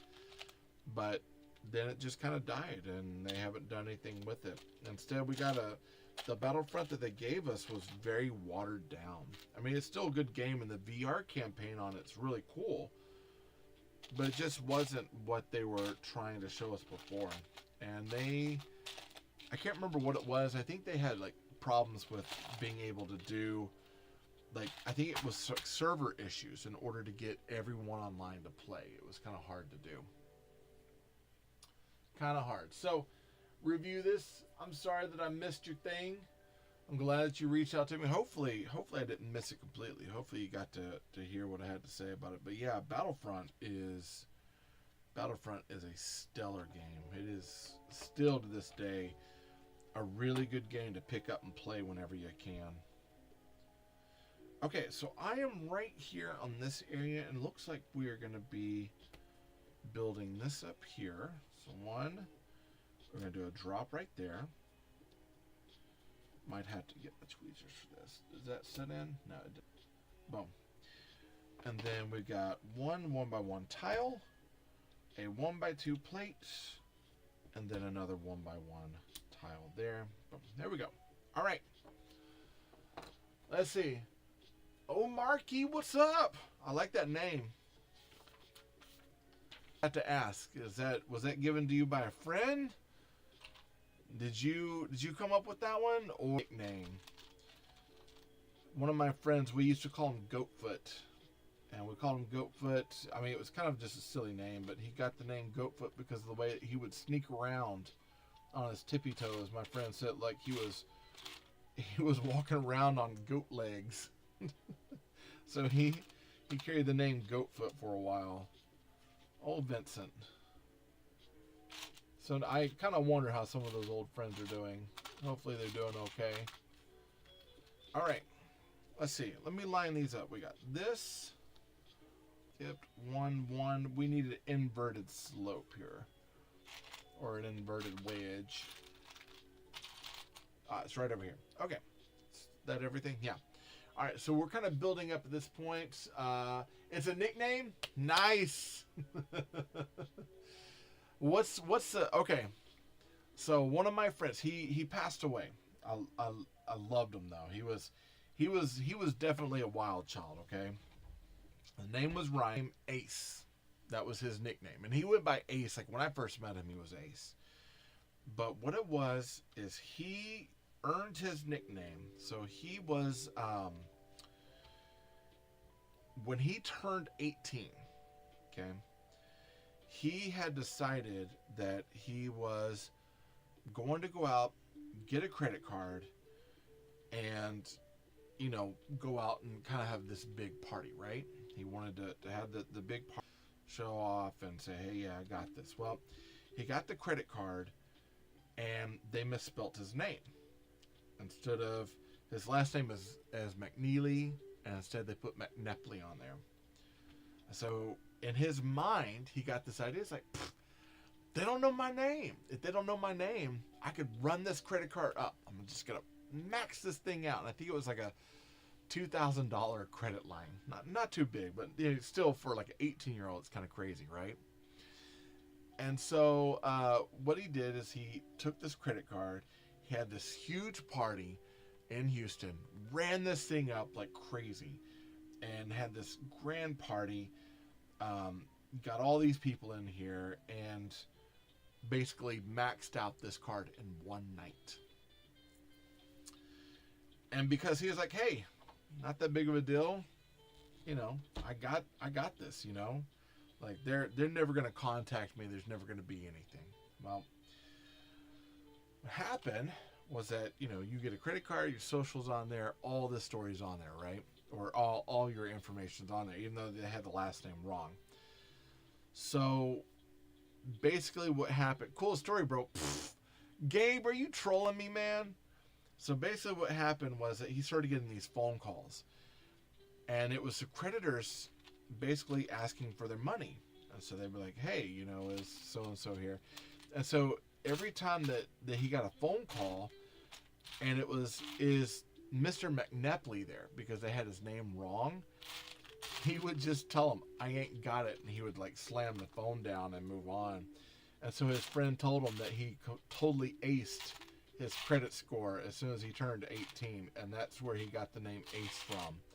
And so he carried Ace with him for years because of the fact that he blew up his credit score in one night with this one card. Hey, thank you for the let him cook. Oh, no harm me, brother. Thank you. Yeah, so he passed away. He passed away probably a few years back. I'd say a few years. It's been a while. He passed away. He was at he was a musician, right? And he played main guitar. He'd also like do trap and all sorts of things. Well, he was at a party in Austin, and on Austin, behind a lot of the houses, they have kind of like ravines and stuff. And so he was there at this party, and hold on one second, I'm checking something. He goes here. He was at this party. He was out peeing off the back of this ravine. He slipped and he fell, and he hit his head and he went into a coma. And basically, at that point, he was kind of gone. And so they had to pull the plug on him. And I mean, it killed us, killed his dad. He couldn't. That was a heartbreaking moment. But yeah, every time, here's the thing about the story with him and what he did. All right. When I hung out with him in college, and I knew him all the time, he was trying to get a job, and he was trying to get this job. He was trying to get all sorts of different jobs, call jobs, things like that. And the job that he was finally able to get was a pizza deliverer. Okay. And so he got this job as a pizza deliverer. And he was like, man, I'm going to ace this job. I got this. I'm going to make some money. Not that big of a deal. Because he was trying to get out of the dorms and kind of get back into a better spot. And so there was a freeze that came through. And someone had ordered this pizza. And he walked everything by foot because he was on campus. He was mainly the campus deliverer. So what he did is he went to deliver this pizza. On the way back from delivering this pizza, he slipped and broke his leg on a piece of ice. And he kept talking about the fact, he's like, oh, this is ridiculous, blah blah. And then they're like, well, we can't keep you on because you got this broken leg, and he had to get it fixed up. So he was back out of a job after he had just gotten this job. And we were joking around, we were kind of talking, and he told me, he's like, when I die, I want to go out like a rock star, right? Like, from having a bad liver and this and this and this and this and doing all this. And we're just kind of laughing. He goes, chances are I'm going to go out just slipping and falling and breaking my head on something. And that's exactly what he did. And it kills me. I was sitting there, like, after I heard about, his passing away and what happened, I was like really upset. I was like, I cannot believe this is what's happening. And I could almost hear him in my ear saying, yeah, I slipped like an idiot on something. I was like, God, Ace, come on, man. But yeah, I miss him. He was a wild child. He's a good guy. Good guy. But yeah, he was accident prone, hardcore accident prone. You were unsubscribing from me. I thought you didn't want to have anything to do with me anymore. Hey, hello, what's up?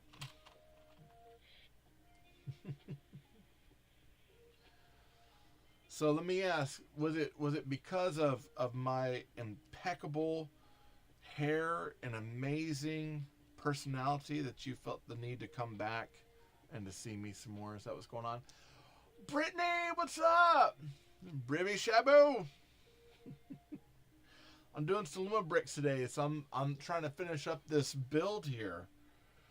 I got a lot of my old buddies with me. Let's see. I've got this cool slope. I've got a 1x5, 2x4, a 1x1, which should be over here, and then a 2x3 tile. Yo, what's up?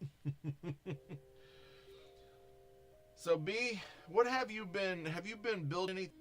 So that's definitely worth getting. And I hadn't done any I hadn't done a Speed Champions set at that point before. Loved it. It's a solid set. All right, here we go. We got this and then a 1x1. I'm gonna find it. Boom.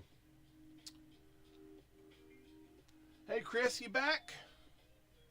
Appreciate you showing up. All right.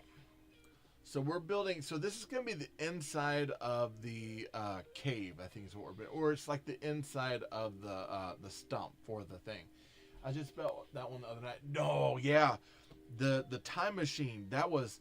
What was your? Let me ask you, Marky, what was your favorite part of that? Because I love like the front of it. I really enjoyed, and then the back, like the vent area. I loved how they did that. Tight on money right now, but I'm building the new Marine. The Aristocrats, dude, that's a cool set. There was a couple of sets that came out that I was wanting to get. That I got some of the Lego City, like the cheap small sets. I picked some of those up because it's like I can afford that right now. But yeah, it's some of the bigger sets. Like I know people were telling me that I need to get the was it the Fantasies architecture firm, which I was like, I'd love to get that, but I started looking at price and I think it's like 175. Yeah, I'm not getting that right now. And then there's Lumi just dropped a new set. It's a Couture set for either Cyberpunk, and that one I think it's like 175. I'm like, yeah, I'm not getting anything new here lately, just because of cost. Some of that it gets pricey, very very pricey. Okay, that's going here. This is gonna be going here. And make sure I got that set right. Yes. Okay. I got this, a wedge. I'm looking for a wedge, and then a 1x1 plate. Let's see. We saw that Costco had the new Speed Champs for cheap. We went, but nothing. Really want the New Year horse set. Yeah, that New Year horse set is a cool set. I picked up. Let's see. Last year they had was the Chinese New Year. I think it was like the chicken and bunny. It's like the calendar, like the big calendar ornament looking thing. I didn't get that set, but I picked up. They had the VIP poly bag, like the add-on, the additional set that you could add to other things. I picked that one up because, let's see if I have it up here. I can't remember which one I put it in. I picked it up. Well, I'll go ahead and tell you. I picked it up because it had some of these unique pieces that are like rails and stuff that have kind of this nice like Chinese architecture to it. And I picked that up because once I'm on the Cyberpunk, I can't pull. You know what? I'll do it this way. I'll pull you this way. And hello. I'll turn flip camera. Okay. Do it again. Flip camera. There we go. So this set right here is a mock that I've done. So I've got the cyberpunk sort of like, it's a pet bookstore, but it's got a coffee shop. And then this section pops off, and that is like a doctor section. And then I've got a parking plate on top that's like a flying parking plate. But above section before the parking plate, that'll actually be a it'll be a, how do I put it? It'll be like a tranquil garden. And so I was going to build a tranquil garden to go above that, and so I got that set to get those little like kind of Asian, you know, architectural pieces to go in, so I could do like bonsai kind of sweeping trees and stuff that build into it and kind of go off the sides. Yeah, that is me, right? Really close too. really close and personal, not in a good way, Tay. Come on, man.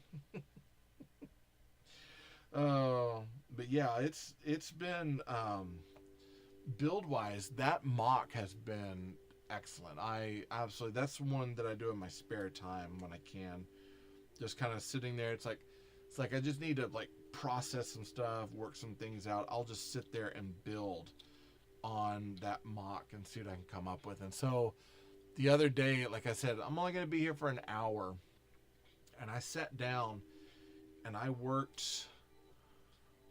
I was during a holiday. I ended up working all the way up to about 3:30 in the morning and didn't even realize it. And I was like, oh my God. So I got up the next day and I was like, I am just sore from sitting there like at the desk working the whole time. But I loved it.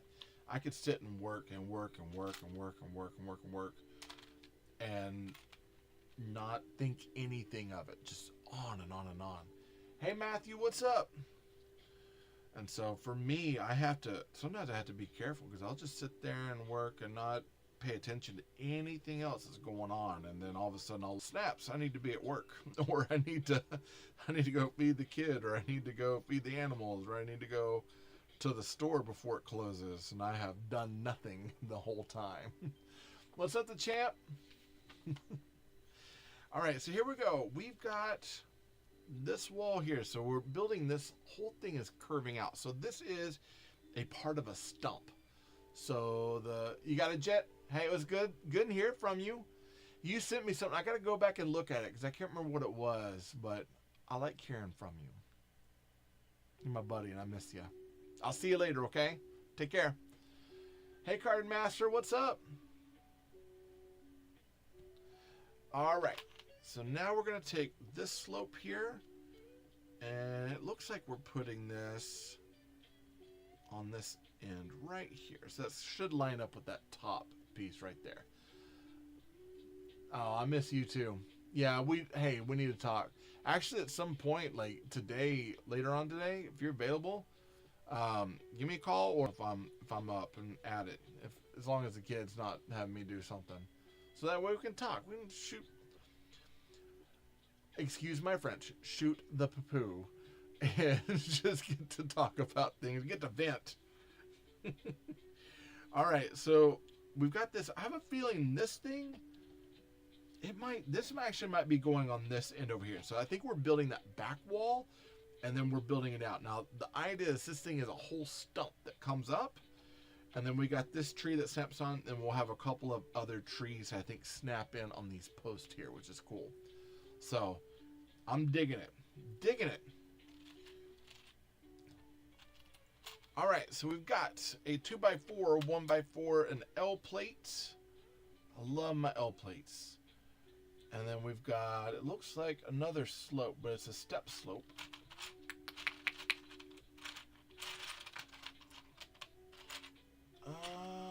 Where is my step slope? I might have to bring this up. Oh, there it is. I'll say I might have to bring this up to my face. You would think, even with glasses, I'd get it set, but I don't.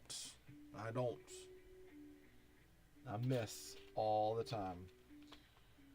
Okay, and then, yeah, that's the right orientation there. Okay, so we're plating it up. Boom, boom.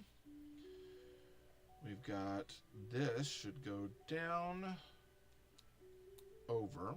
So I like how they're using the L plates because it gives one plate high and then allows you to do multiple different studs in here and there and gives you kind of a unique build opportunity to have, like right here, we've got this plate here that drops off.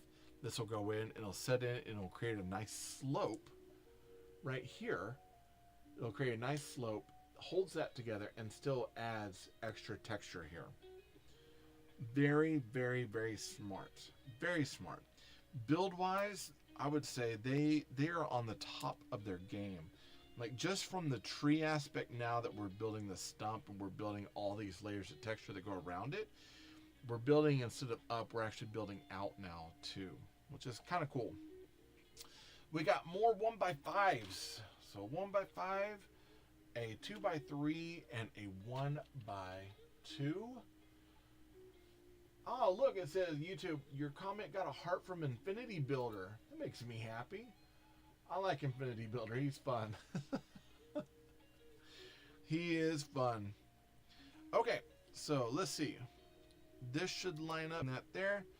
This is going to seat right here, and then this is setting right in here. So we're building this plate up here.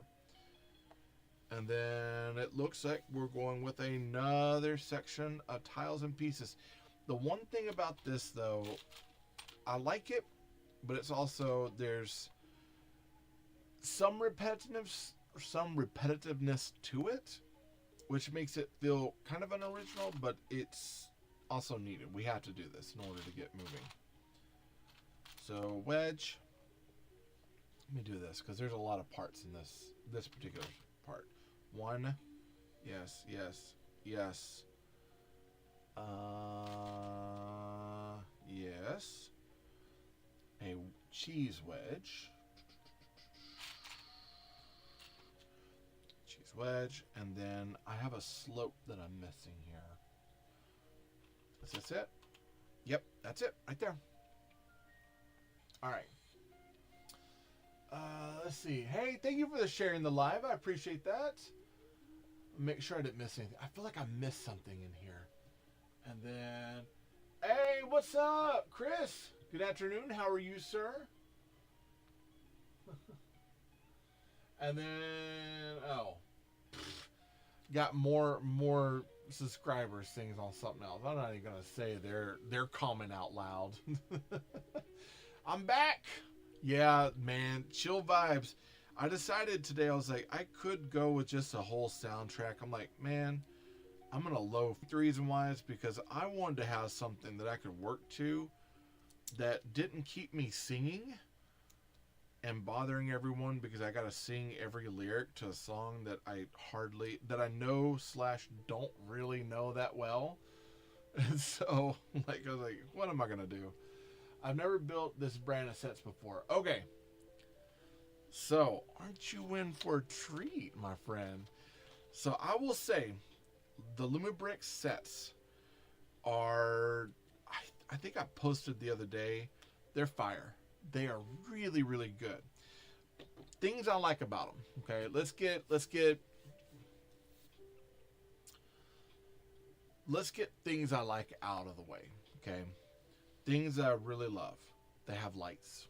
That is the coolest thing ever. And not that they have lights. They have lights that have dedicated kits. So you have LEDs that are already built into studs and plates. You have plates that have other plates attached to it that allow you to have modular sets. You can take things off and it still is going to light the next floor. They have the option between battery packs and also USB, which is perfect. The battery packs they do for the sets, a lot of them are built into a way that you can actually build it into the build itself. So they're buried into the build, which is perfect. Like this one, I'm going to turn this over on this side right here. Let's see. I'm going to turn this down just a little bit so you can see a little bit better, okay?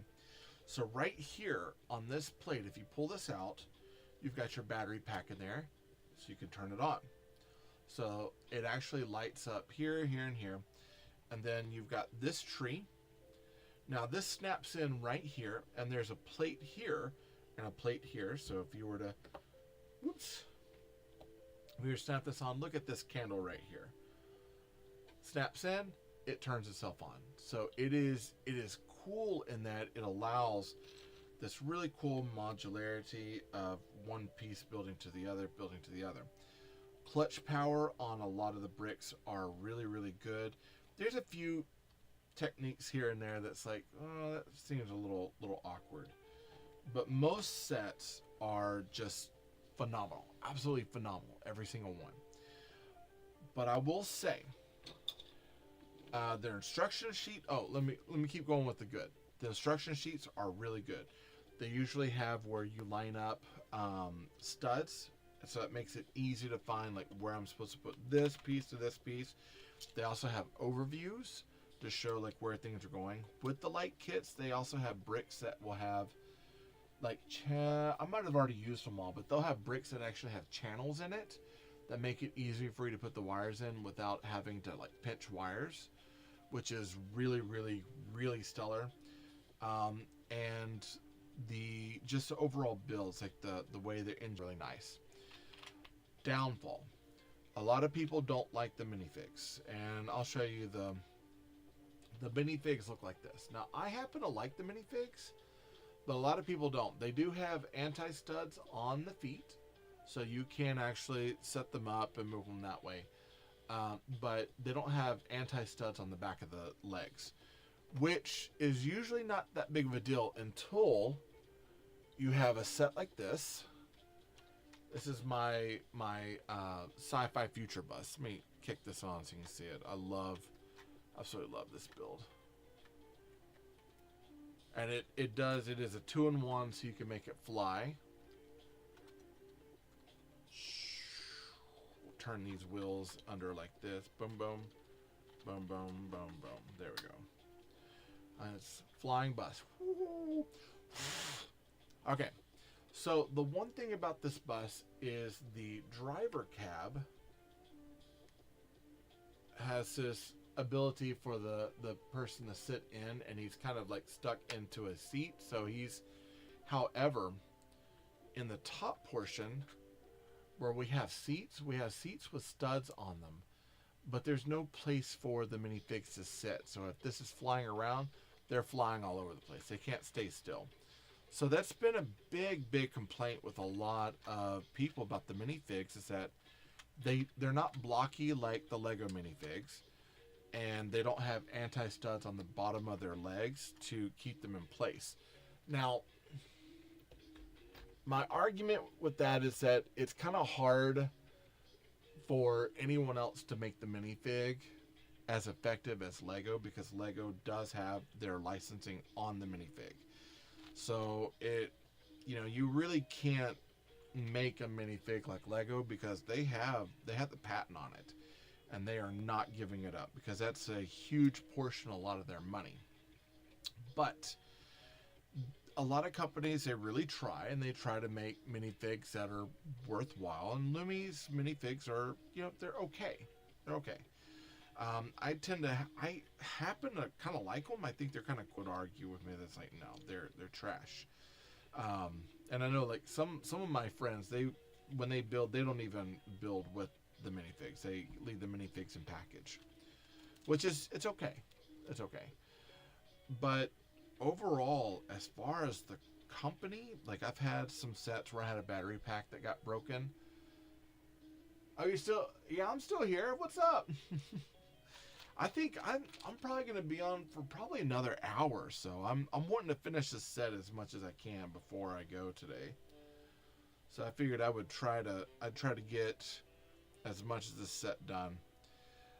Other good things about Lumi is that they do have printed pieces. They didn't actually start off with all printed pieces. Under Funhole, some of their first sets were sticker based. Their stickers were still pretty good. I've been cleaning for a while now. I don't want to stop. Then hey, keep going. Keep going. If you're enjoying it and you're able to clean and get stuff done, I say keep going. There's nothing wrong with that. But the Lumibricks sets, as far as the build, as far as what they do, they are a great company. I really enjoy them. Other things I really enjoy, their customer service is grand. Like when I've had a piece that was, I had one piece that was the wrong piece. They sent me another one in the mail, like fairly quickly too, for me to replace that piece. I had one that one of the studs on one of the LEDs didn't hold right, and so they sent me another one to get that all fixed up. I'm going to need to check into some sets. How are they priced? Okay. Price compared to Lego, phenomenal. Absolutely phenomenal. My skate park set, so it's a skate shop. It's probably one of my most favorite sets at this point that I've built. I bought that one. I had a sell thing going on, but that normally retails for about $99. It is almost 2,000 pieces with a light kit and 3 minifigs. That's insane pricing of what they're doing. All printed pieces. Phenomenal set. Hold on, I got another call. Hello? Is Mom home yet? Mom's not home yet. I'll let you know when she's here, okay? Yep. All right. Bye. I'll see you later, dude. Bye. Alright, see you. Bye. All right, there we go. Yeah, my kid is wanting to stay over with someone, so he keeps checking in. I'm going to need to check some sets. Okay, so I will say this. In my bio, on here on the platform, I've got, I'd say maybe 2 out of 20 sets that I have. All the other sets have just been aced phenomenal, like just perfect, beautiful sets. Skate Shop is one of my favorites. The Midnight Haunted Mansion is actually really, really cool. The Old West Traveling Circus is a really good build. That one was fun. That one was really good. Oh, so it's under Funhole, but the Cheese House. So the Farm Life Cheese House. And I made so many jokes about that when I did it, because they have little cheese wedges. So here, let me see if I can find one. Okay, here we go. I'm going to put it on the end of this so we can see. Okay. All right. So this little brick right there is called wedge.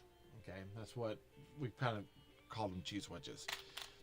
In that set, there are so many of those little wedges, and they're in yellows. So some light yellow, some dark yellow, some aged dark yellow, and they have printed little cheese marks on it.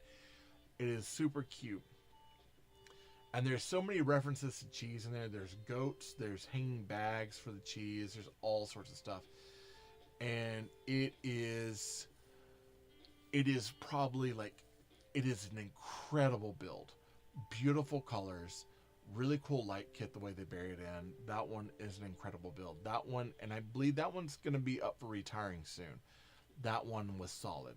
I absolutely love that build, and I was going to incorporate that into my Old West stuff. Now it seems like I missed it. I'm laying down right now, but I have an urge to get up and clean. Should I mean, here's the thing. Okay, I'll go ahead and say, if you're tired and you need to sit and not do anything, don't do anything.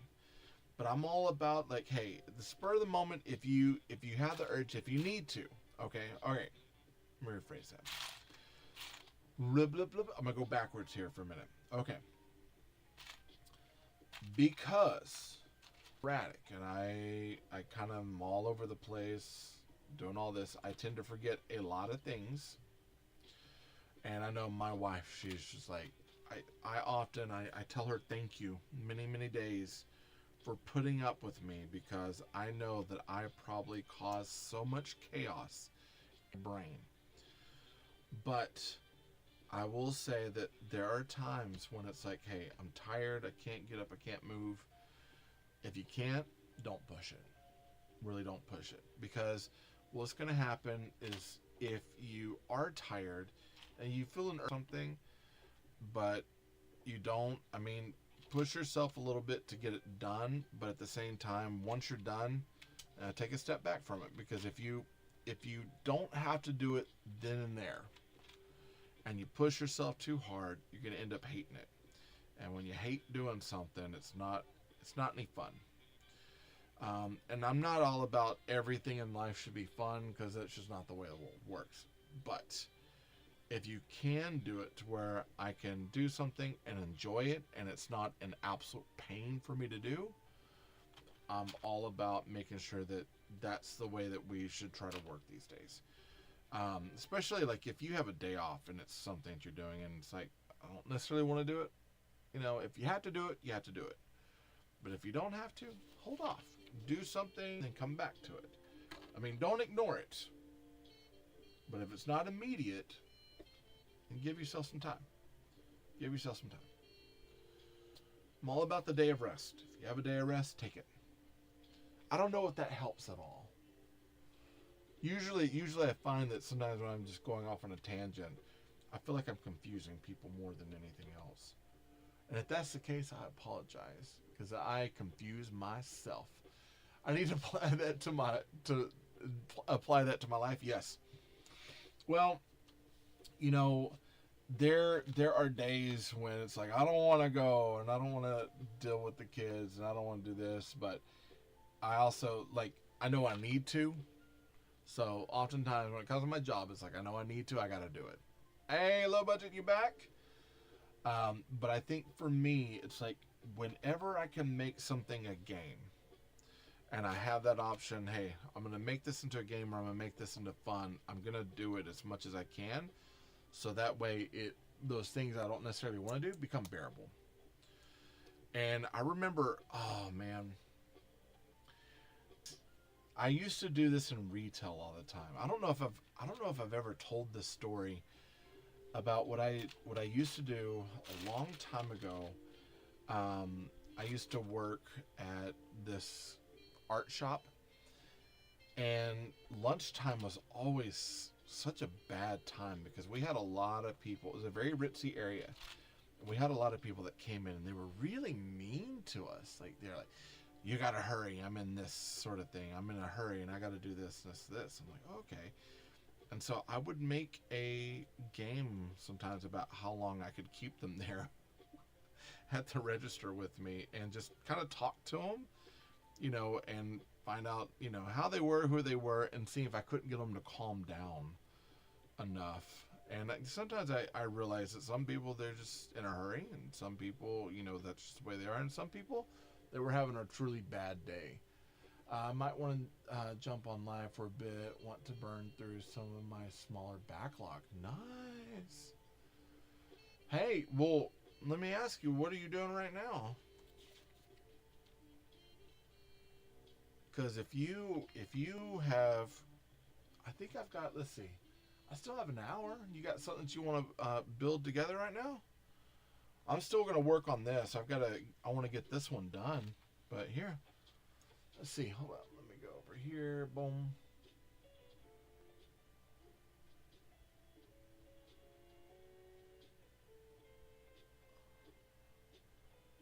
And see if I can fix the settings for I don't know if I have the multi-view up or not.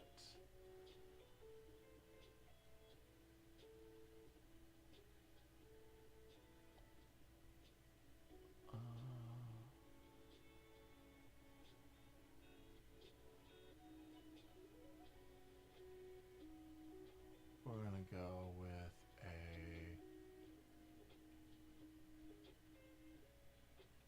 we'll go with that. There we go. All right. So I think, all right, I sent that out to, if you're low budget, if you're available, I got it up for you. If you want to join for a little bit. So if you are, especially if you're in the Houston area, that's where my buddy Low Budget is. He is one of my Texas Builder friends. And I actually had said that we were going to do a live last night, and I had to cancel. And so we were planning some stuff together. He's got a huge backlog of things, and he's done a ton of like animation stuff. All right, you on? I'm going to turn that down. I'm going to turn you up right here.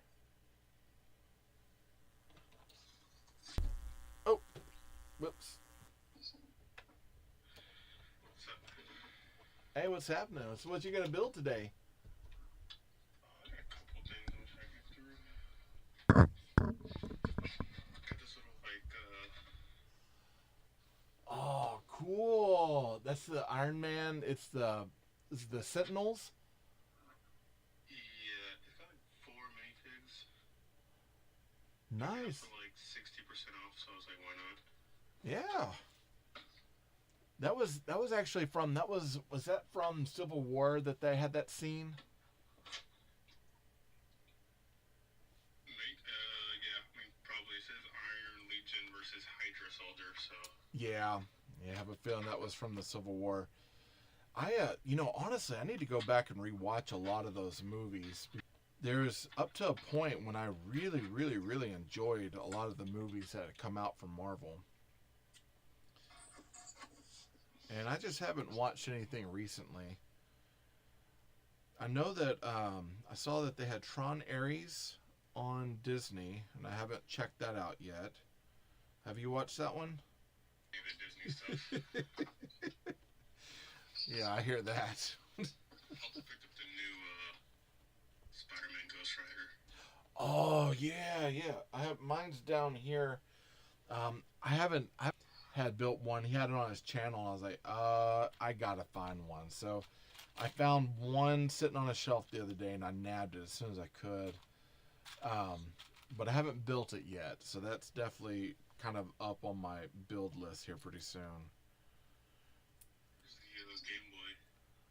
Oh, that's beautiful. So what do you think about the idea if they had a kind of not like a VIP thing, but like a little poly bag that would add like maybe Tetris or some of the other games? Add a poly bag because so like it comes with like this like cartridge you kind of make. Yeah. And so the poly bag could just be that With the screens. with the little screen. Dude, that would be so cool. I actually, the other day, what was it? I was talking with Infinity about, I'm going to check something. I think I missed something. I got it. I was talking with Infinity because we were talking about the Speed Champions time machine. I was like, hey, this is such a cool set, and I'm glad that they have the Back to the Future license, but I feel like they need to do more with it. And I was like, what if they did a whole run of minifigs? So a new wave of minifigs that was all Back to the Future characters just from the whole trilogy. And like I came up with a whole list of them. It was Marty with the radioactive suit that would go perfectly with the time machine from the beginning. Doc from 1955 that had like a little skate with a black wedge on the bottom or on the top, so like the time machine, a model. He could even come with the old picture of him with the clock tower. Could have the 1955 Marty that has the appropriate skateboard that has the printing but has clear wheels for the hoverboard.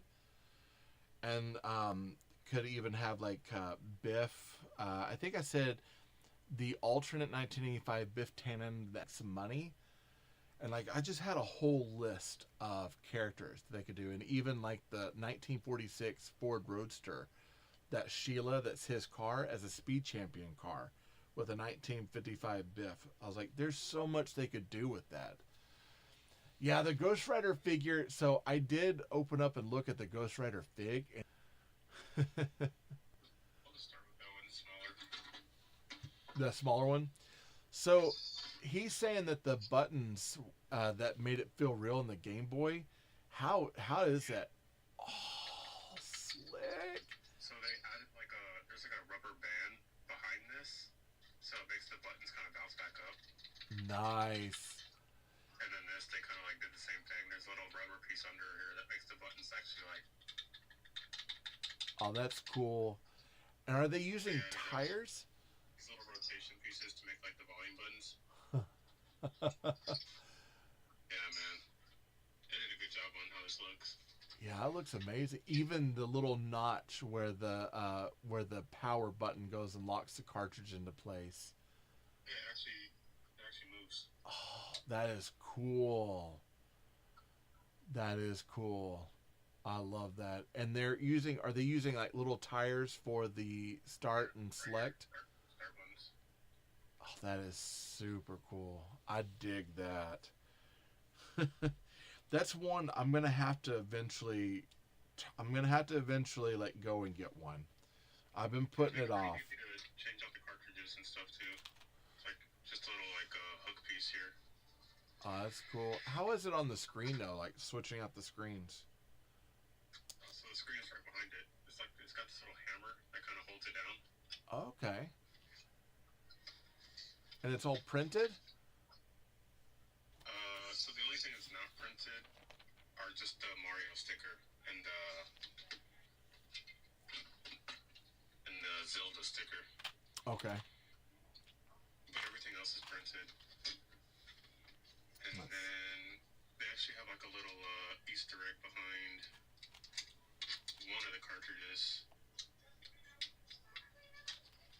I don't know if you can see. There's a little like this little printed battery piece. It's like a Yeah. little battery that goes inside the game cartridge. For the memory. Yeah, so it's pretty cool. That is slick. I wasn't a huge fan of Zelda though, so I'm gonna display it as Mario. Yeah. I know that there were when they put that out, there were a lot of fans that were like kind of iffy on the Zelda part, but it makes sense on why they chose Zelda, just because there is still quite a bit of a fan base for it. Well, that's also just that's the only two IPs right now for games, right? Is Zelda and Mario. Yeah. Yep. They definitely could have done. I think Zelda is probably the most popular one. They could have done Metroid. I think would have been a good one too. Yeah, but Metroid also tends to still be fairly niche as far as like players for it. Though for me, Metroid is one of my favorites. I remember playing that on the NES. When I had Breath of the Wild on Switch, I ended up just trading that in. I didn't enjoy it very much. Oh no. How come? Like what was going on with it? Too much. I don't know. Those open world games aren't for me anymore. It takes too long. As Do you you- get older, you kind of like less time to play, so you want games that you can easily pick up. And Do you have a favorite fantasy open world game though? do it. Do you have a favorite fantasy open world game? Not currently. I mean, back in the day, I used to play Skyrim a lot. Ooh. Skyrim, Monster Hunter. That's always been a banger. I love Monster Hunter. They had Monster Hunter on mobile for I was playing that for a bit, but yeah, that was a good game. I'd probably have to say probably one of my favorite fantasy games overall is Shadow of the Colossus. That came out on PS2. That one is just a beautiful game. Did you ever play that one? No, I didn't. Oh man. I think only like the recent open world that I've played is just like Borderlands. Borderlands is good. Dang, these pieces look good. You're doing the Ghost Rider Spider-Man? Yeah. Did you notice that the web is actually kind of a more solid piece, so you could lift Spider-Man up? Yeah. Isn't that cool? Yeah, because before it's always been just like the string with the little pieces on it. It's actually kind of like feels like a rubber almost. I kept thinking that they had a wire in it, but they do not have a wire. It's just the solid piece. But I played around a little bit with it. Of this London, like the London build.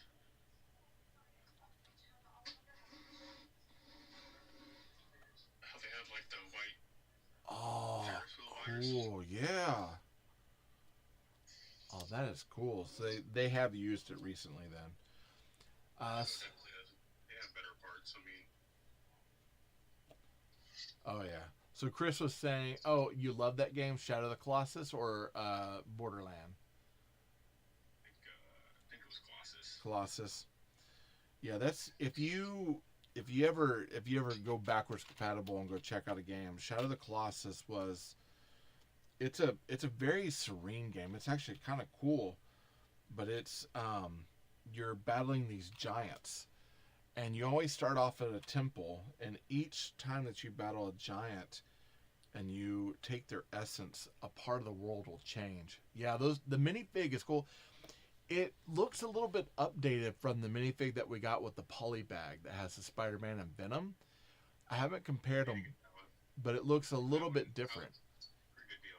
It's like $5 for like 2 minifigs. Yeah.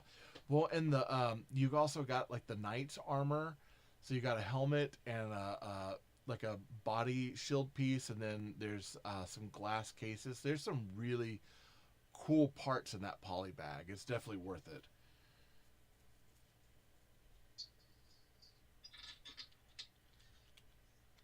So let's see. Pop that there. So I know that you did. Did you do the steampunk set that was the motorbike from Lumibricks? Yeah. How's that build?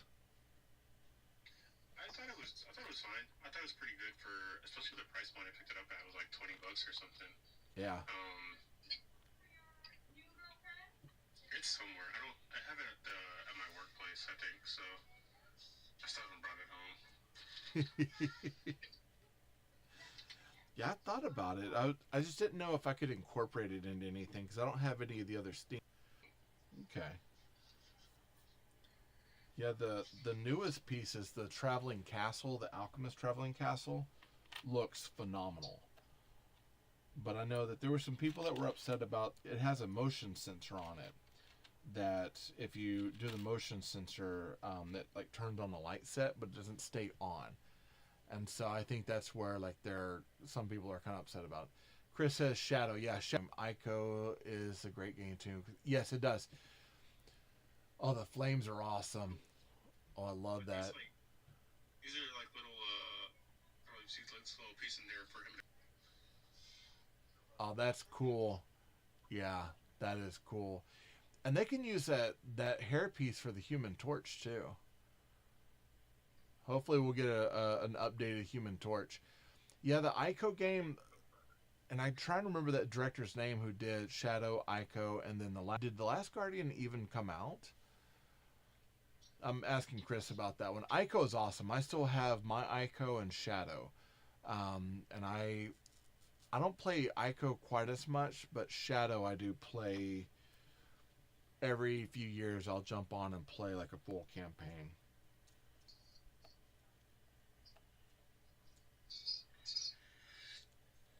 Like I said, Shadow is probably a banger of a game if you ever get a chance to play it. If you like kind of that climbing up Titans fantasy thing. Well, that you had to track down these Titans, and each Titan had a marker on it that you had to find. And so in order to find the direction, you had to hold your sword up and shine this light, and you could like kind of focus a light to where the next Titan was. And that would help you guide yourself as you basically rode Argo, your horse, across the plains. And as you got closer to a Titan, you could actually like feel sometimes through the controller the vibration of them walking. And you would travel across these plains to go find them. And then when you got to them, it would have a cut scene of them doing their thing, and then you were kind of in that spot of battling that Titan, and you could climb up them. So you could actually jump and hold on to like ridges or different like hair, climb up them. But you only had so much stamina. So as you are climbing, you might run out of stamina and then fall off, and you have to kind of go back and restart it. It's a solid game because you really have to check your stamina bar, check to see like if you're able to climb, make sure you have the like where can you stop while this thing's trying to shake you off. It says yeah, The Last Guardian came out. I never actually got to play that one. Is it, Chris, is it any good? So what's been your favorite game that you've ever played?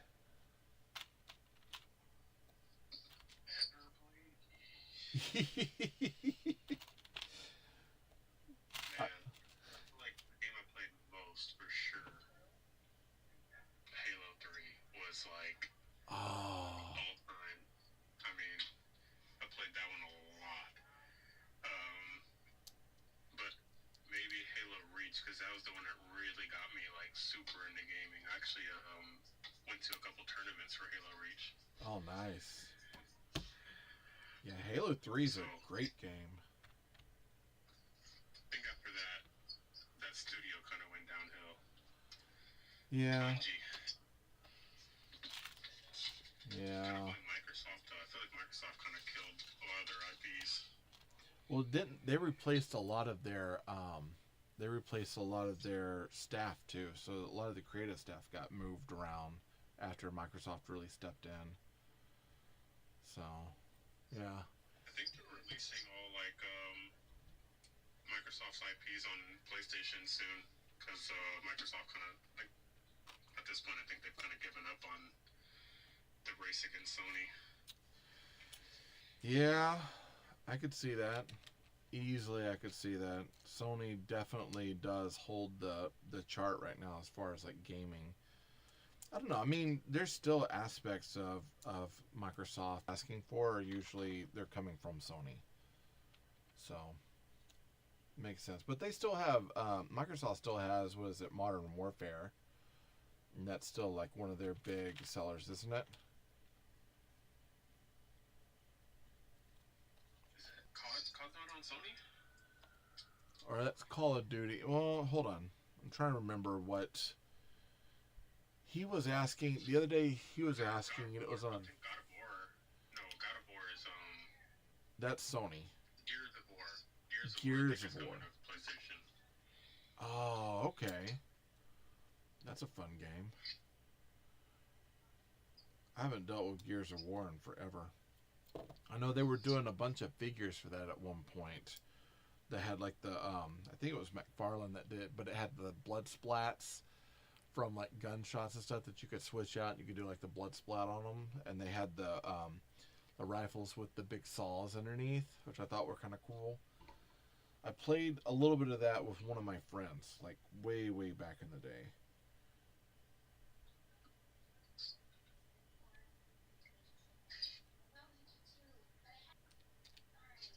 This is interesting. Is it how the bike is going together? Yeah. Just like a small little like What? That's weird. circle piece that goes into this like Stud shooter. I'm guessing it's a little shooter. Yeah, the stud shooters. So I first came across the stud shooters. I can't remember what set it was that I got. Oh, it was the Dream set. And I was kind of confused. I was like, "What? Wait, what are we doing with this?" And so when I got that part and I was looking, I was like, "We're seeing," and it's the stud shooter. They're really cool, but I will tell you, I have studs hiding around this house somewhere where I have fired off studs, and every once in a while I'll wake up late at night because I'll hear this stud being chased around the house by the cat, and I'll get up and I'll go look for it, and then I can't ever find it. It's gone missing.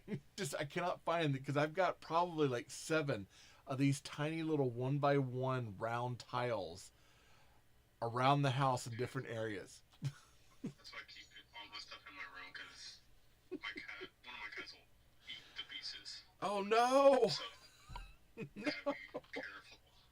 Oh my god. Reading this for you. Oh man. Cats, they're fun, but they're Lego killers. Absolute Lego killers.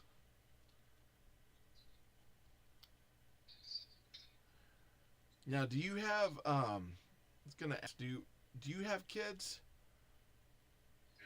No. No. No. I think it's a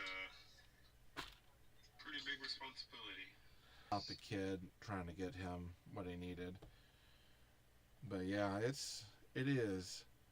We have one. That's all we could have. He's been great. But there are days when I'm like, what did I get myself into?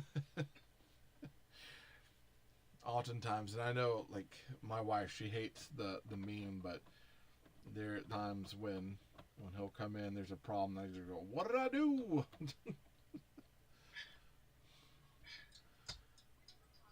Alright, so it looks like I'm going to seat this in here. So we've got this part of the stump.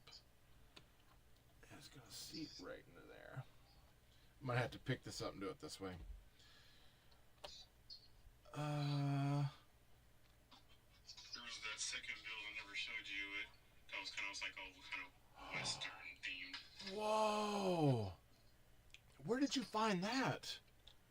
It's just a brickcraft on Walmart. Okay, I haven't. I know coming out with something kind of like this, where it's like a woman in a dress, but it's like Day of the Dead themed. Yeah. But I think it's a Lego Ideas. Might be, but I really like that. That's so every time I go into Walmart and I'll see Brickcraft, besides for like the Christmas stuff that's come out, I've seen, Peter Griffin, Futurama, stuff like that. Yeah, the Grinch ones, dude, they're Grinch. $7. Yeah, the Advent calendar that I did this year was Brickcraft. It was Grinch, and I saw another one they had for it was like $5. I didn't pick it up, but that Advent calendar that they put out was really good. It had some really good pieces for building too. I actually think, besides Lego, I think Brickcraft, Lumibricks is probably above Brickcraft. Let me say that. Lumibricks is, I like the quality of Lumibricks. Yeah. And actually has some really good printed pieces on that. The build that I did. Mm-hmm. But I think Brickcraft might be with some of their builds and their quality. It is definitely getting up there as far as like what they're putting out. They're starting to compete, and that's a good thing. I think my experience with Mega Blocks, I think I've had 2 builds now. I don't like their quality. I feel like the pieces have spaces. Some of the pieces have spaces between them. The pieces don't maybe clip down as well. The instructions are bad. It's definitely hit or miss. As much as I like that Pokédex, man, its quality was pretty bad. Yeah. And that's the Mega brand through Mattel, and that's kind of their own in-house block company, and they're okay. Like I've had Mega stuff from way back in the early 2000s. So they're Pirates of the Caribbean, Assassin's Creed, some Halo, and a lot of the Call of Duty sets. I have a lot of those, and their minifigures are cool. I almost picked up that, I think it was Mega Blocks. I did the Xbox 360 Halo 3. Oh yeah. Yeah, I was gonna get that on Facebook Marketplace for $60. Oh, why didn't you? They sold it Oh, too fast. yeah, that happens. But like, For $60, I'm not surprised that I went that fast. but their minifigs are like super posable. They're actually really cool. I'll find these. Like Warhammer. Yeah. Well, these are the Halo. I've got. Let me see if I can point you right there. The World of Warcraft. They had a series of World of Warcraft builds and figs. That was the Goblin blimp. Those are quality, but it seems like in the last probably 10 years, it's just been kind of getting better. And I think that they had something happen with their brick distributor that kind of changed how they were able to get like kind of higher quality stuff out. Yeah, they're not a bad brand, but just from what I've built so far, I'm kind of like, their quality is Kind not of, the best. yeah. I think it's manageable, serviceable. Yeah. Oh, sorry. Chris finally said not as good as Shadow. Oh, on Guardian, yeah. It's I heard that it was just okay, but I didn't even know it had come out. And then Pudgy Ware's on. What's up? How are you?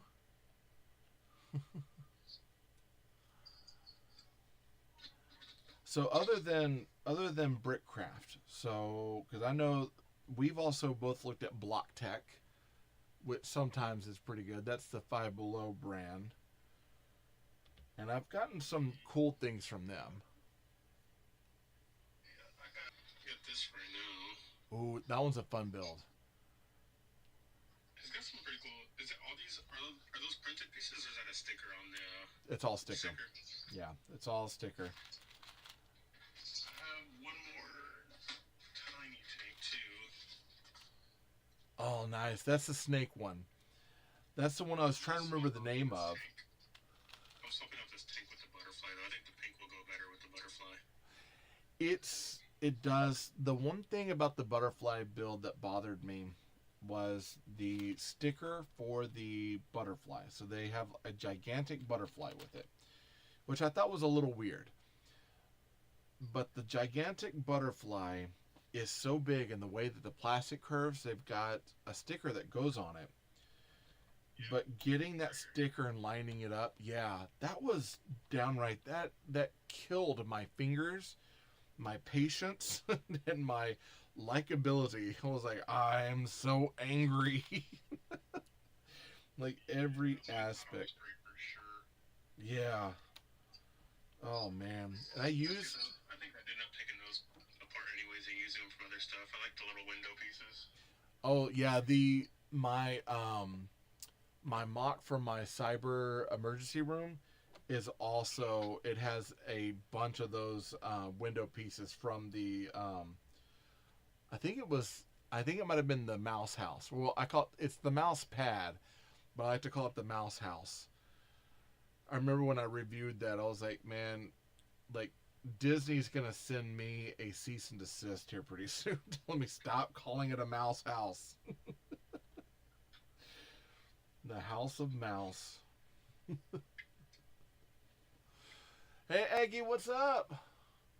I love that Eggy likes Lego. Man, it. Oh, This brand, what's this brand called? that's Oh, well played. well played. I got that for my wife, so I got that one, and then I found also the Gur. So both Zim and Gur. The girl one, I love how that sticker piece, but honestly, it's really not that bad. Okay. She has not put it together yet. Pretty good. Oh, I do you, actually like the little SpongeBob bills. I thought were pretty fun. now out of SpongeBob, what all do they have? They have the Krabby Patty Mobile. Am I correct? Yeah, I have that right here too. Oh, I gotta see that one. Oh, I love it. Oh, and Patrick. Now, that's one that if I come across, I definitely want to get. That is one I really want. I think that's one of the better ones. I'm trying to think what the best build at. Either the TV. There's like a little TV set. Uh-huh. That one is pretty fun. And Patrick's Rocks is really nice. That one is. I've I'd say also. the worst one by far, in my opinion, is SpongeBob's house. I don't really like. Oh. I just feel like I don't know. I did more with the most popular, the most iconic of What does the back look like? the open. It's kind of empty. Yeah. Huh. Well, they've also done. Everyone's kind of the same. It's just a little front piece, and then back is just kind of whatever. I might be on the lookout. I'll be on the lookout. I might be on the lookout. I'll be on the lookout in my area to see what they have. We've got 2 Five Belows, so I've only seen it. my area to see what they have. We've got 2 Five Belows, so I've only seen it because I looked at their actual website. Website are more expensive than Five Below, so it's kind of like confusing.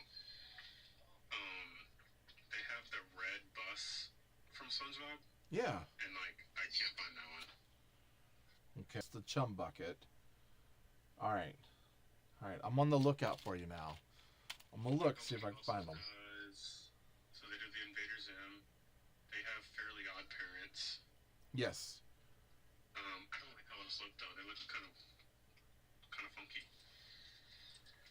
And then I think they have, if I'm not mistaken, it's them as Beavis and Butthead. That would that would be fun. You know, I think that I just don't know if it's them. I think I have seen. Wanted to say Tony had. I think he found a Beavis, and so I think there is a Beavis set, for sure. So if they have Beavis, there's a pretty good guarantee they've also done Butthead. I've seen both of them. I just don't know if it's that company. I can't remember. It's pretty cool. Can't remember. I'll have to look. I'll have to see like where he found his, because if he found it Five Below, then it's either Block Tech or Well Played. If it's Walmart, then it would have been Played. If it's Walmart, then it would have been the Brickcraft or Builder. Yep. Jazzwares. Done any Builder? I have 2 Builder sets. I just haven't built them yet. They look okay. Which sets did you get? It's the 2 sets from Chainsaw Man. Oh yeah. Tony built he built the Chainsaw Man. So it's Chainsaw Man, and then the other is his partner, I think. Yeah.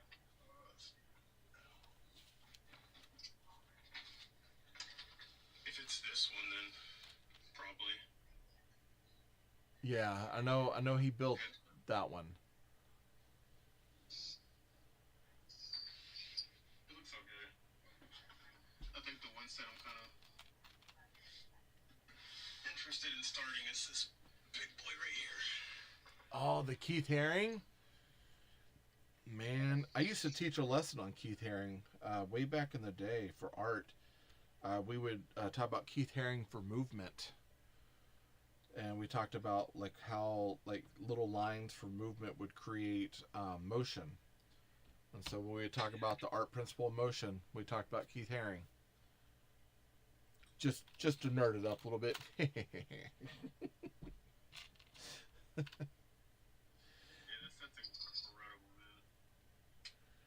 Yeah, I see it on the wall at some people's lives, when they have it in their build studio, and I'm kind of like, I should probably break down one day and get that. But I also want to get. I think they put out Starry Night, and I know that I think this year they're putting out Van Gogh's Sunflowers for Lego.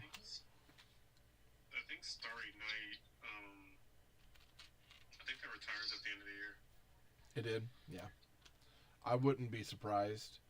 But if I don't do... That Van Gogh one looks amazing. That one is probably the one if I had to get...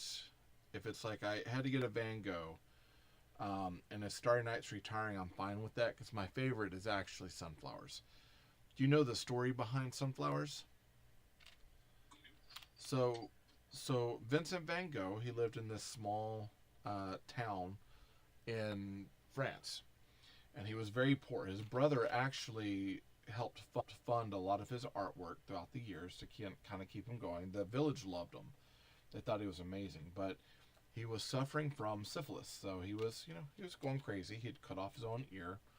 He's kind of up there, and that was before they really understood, hey, you got syphilis, you should probably take this treatment and get yourself better, etc., etc. Well, he because the community of people had taken care of him for so long and had given him a room to stay in, gave him cheese and some food, things like that, and they kind of helped fund him because he loved paintings. They would get him like paintbrushes and food and board and stay, stuff like that. Well, because he knew that he was about to go, he actually created a whole series of sunflower paintings, because to him, sunflowers meant friendship. And he was so thankful to the people that had taken care of him that he created these sunflower paintings and then gave them to all the people that helped him out in the community. And that's where the sunflowers come from. Yeah, I mean, that painting looks... Oh, yeah. There's a ball. Oh, I love the skull on the front. The printed piece is pretty nice. Yeah, no, that is super cool. And how's the print on I haven't opened mine completely. I kind of looked at it, but I haven't opened it. But how's the print on the Ghost Rider? The figure itself? Yeah. I mean, I think it looks better than the Spider-Man, to be honest. Oh, that is slick. Oh, that's cool. I like that. I can't wait to open mine. I might have to do that today. Just kind of play around and open that up. House. Crazy. The upside down. Yeah. When I saw the Krill house, I had thought about, I was like, I might try to get that. And then I saw the price and I was like, yeah, I don't think I'm going to be getting that anytime soon, because it was $350, I think. Yeah. Yeah. Have you seen the price for the upside down one? What's the price for that one? Dude, that one's going for like resale's going for like 900 right now because of the new season. Ooh. It was like 500 to 600. And it's gone. It keeps going up. Yeah, because that's been retired now for, what, 2 years? Because that came out early on, I think, during season 2 or 3. So. Yeah, I think it's the middle. So yeah, I have not done any Stranger Things builds. I'm gonna have to ask. Have you? Let's see. That's Sam. Have you done any of the Stranger Things builds? What's up, Rock? I think I will get the brickheads though. The brickheads, yeah. I have not sold myself on the idea of doing the brickheads yet, and I probably should. Fun. I think for me, there was the Fortnite brickhead that was like, I think it was Peely. Yeah, I like that one.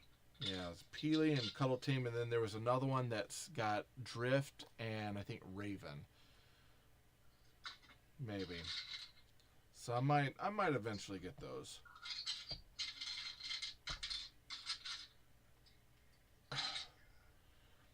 Oh, nice. The Iron Man head is double-sided. Oh, that's cool.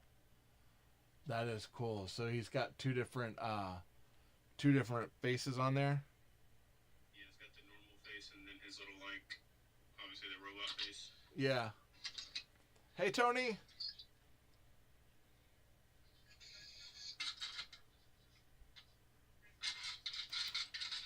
Hey, Tony. Yeah? All little heads are double-sided.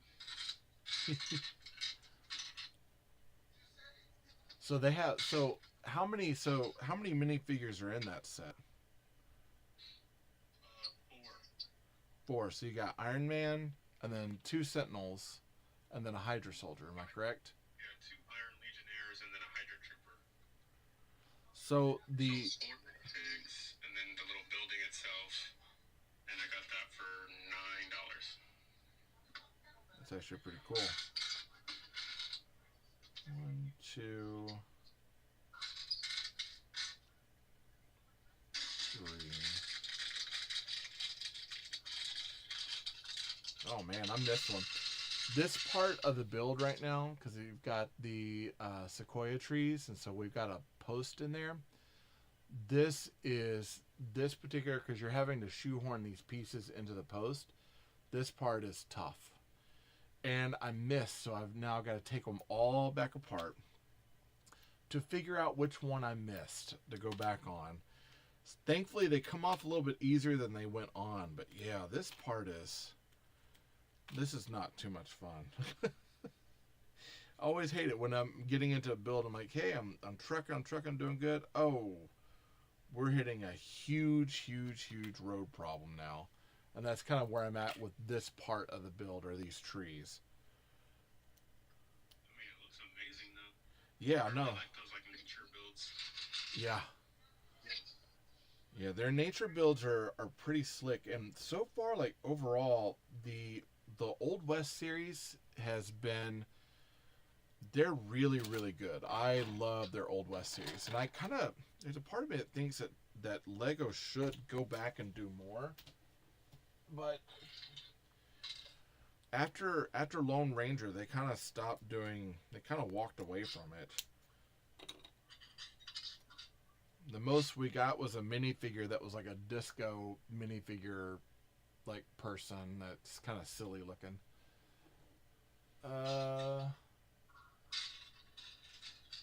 Alright, so here we go.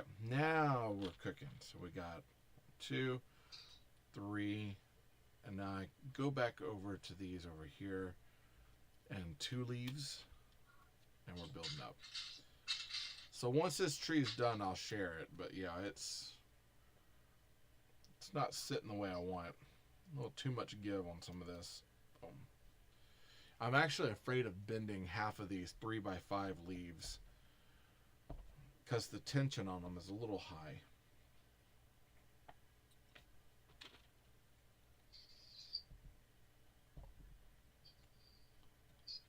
I never posted this one, but I also have this. Oh, that is cool. That's the icon ship. It's from, damn, what's his name? The singer, songwriter. Why am I blanking on his name right now?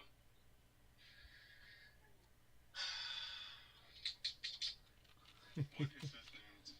I'm gonna look it up real quick. Okay. Yeah, I saw parts of, Pharrell Williams. That's oh, what it Pharrell. is.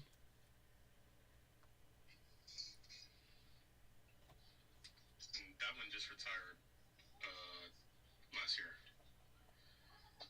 Oh, it did.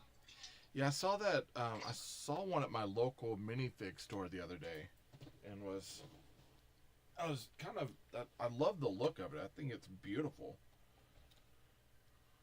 It's harder to display because it's so vertical. Yeah, I could imagine. It does not fit on most shelves.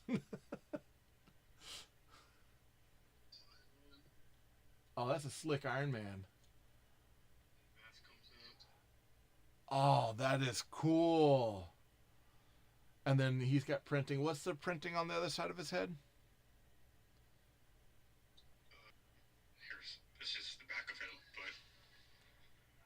but So he's got one with the visor and then one without. Nice. I mean, to be fair though, I think I display it with the mask down anyways. I like how the Iron Man mask looks. Yeah. I was thinking minifigs. You know, I'm thinking about the Nintendo booth sitting next to me. Do they have any Mario minifigs? Mhm. They do? Mario Luigi minifigs? Well, okay. Not Mario Luigi. We've gotten Toad, or a kind of Toad-esque. Let me pull it. I think I have. So there was a polybag set that came out that has a. Well, all right. Let me rephrase that. I'm going to go backwards a little bit because I've got it wrong. The polybag set that came out that has, it's like a little service station with a Toad, I think goes with the racer sets that came out. And it's not, I think it's sized to that and not minifig. Even though it's the size of a minifig, he is technically smaller than the other characters. And I think that's why he is that size. Because you still have to build him. He's not actually a minifig. He has to be built. That's what I mean. I feel like I don't remember seeing any like actual minifigs. Yeah. I don't think they have done it. They have not. I think they're missing a little Mario minifig with the hat piece going on top. Oh, yeah.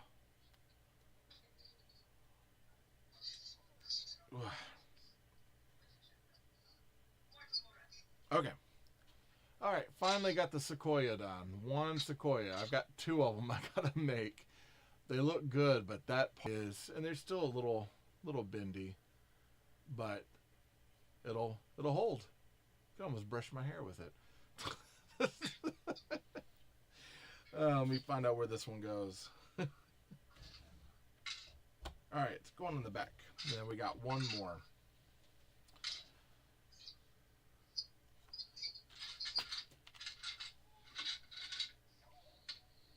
One, and two of these. One.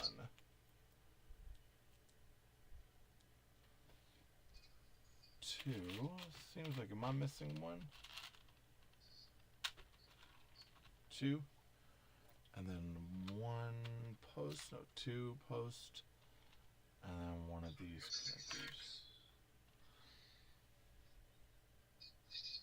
connectors. That's the. Is that the Sentinel? Or is that the Hydra Soldier? Hydra Trooper.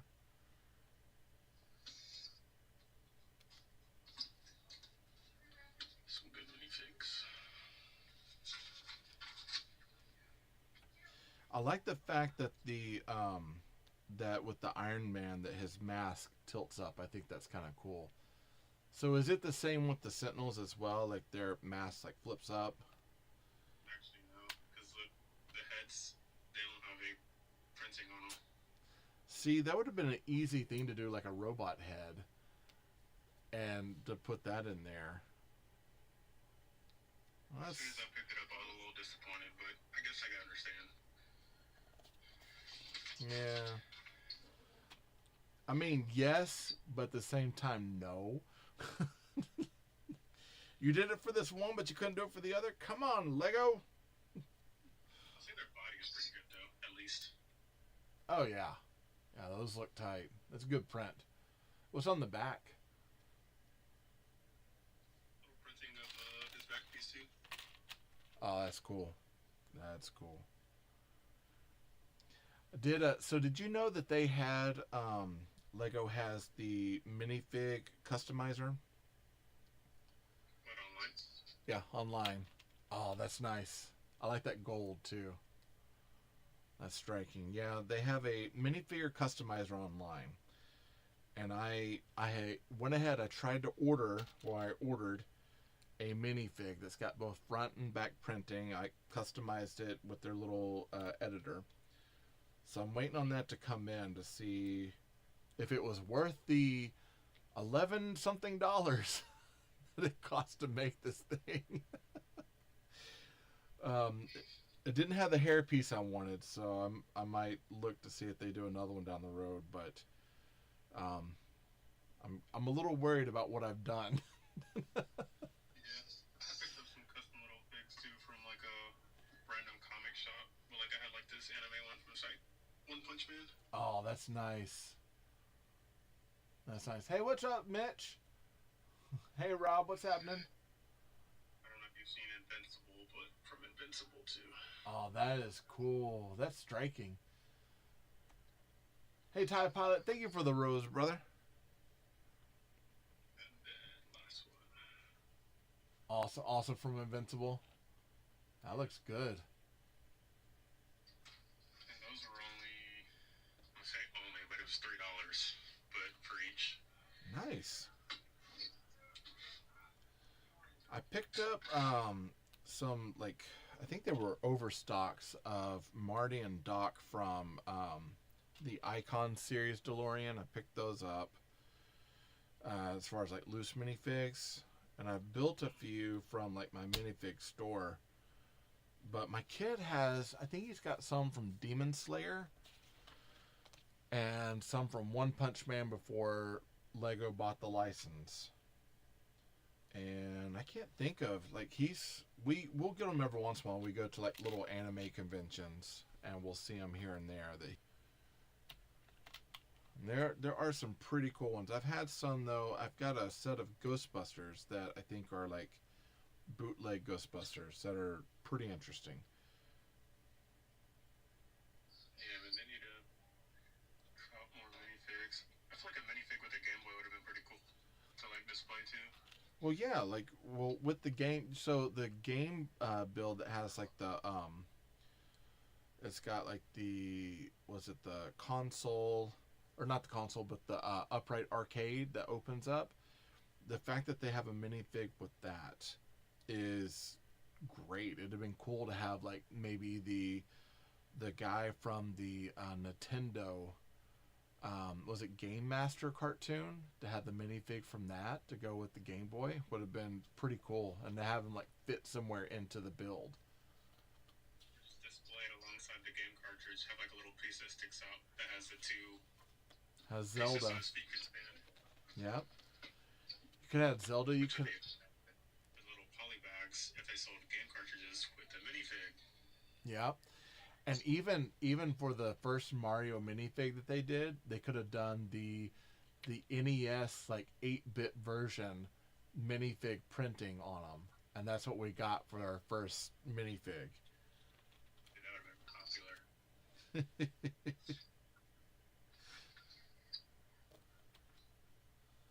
Oh man. See, this is where Lego needs to be jumping in on these lives and like listening to our woes of collecting. Hey, come listen to us. We got really good ideas, and all you got to do is listen. It's shocking that some of these things don't like all the Mario sets they have. There's not one minifig. Yeah. It's kind of odd.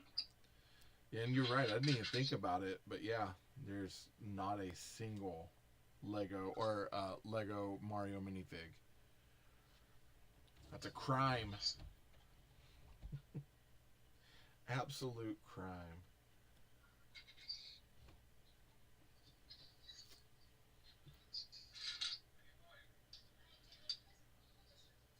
Dang, they have so many minifigs they could do from Yoshi. A Yoshi minifig would be crazy. Oh, dude. Donkey Kong. Donkey Kong would be fun. Wario. Like, people would go insane. Bowser, Toad, Yeah. Goomba.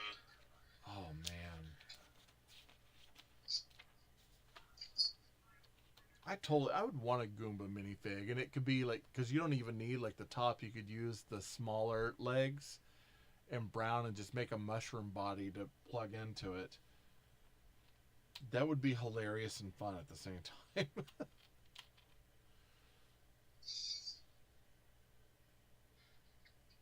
Totally be down Imagine for they that. start making like Super Smash sets. So Mhm. like those would go crazy.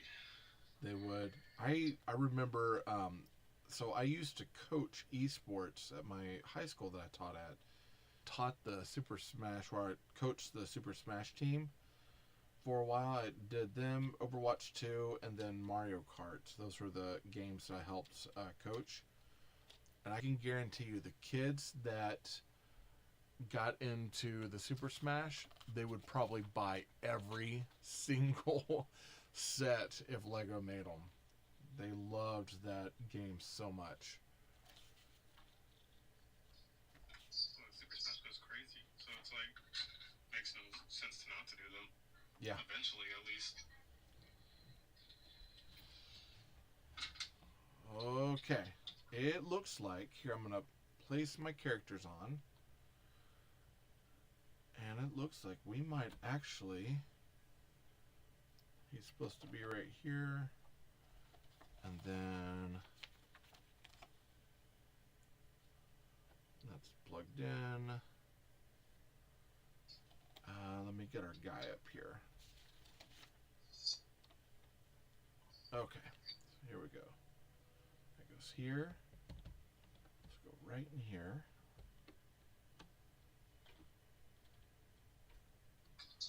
And then we got this guy's going up here for this part.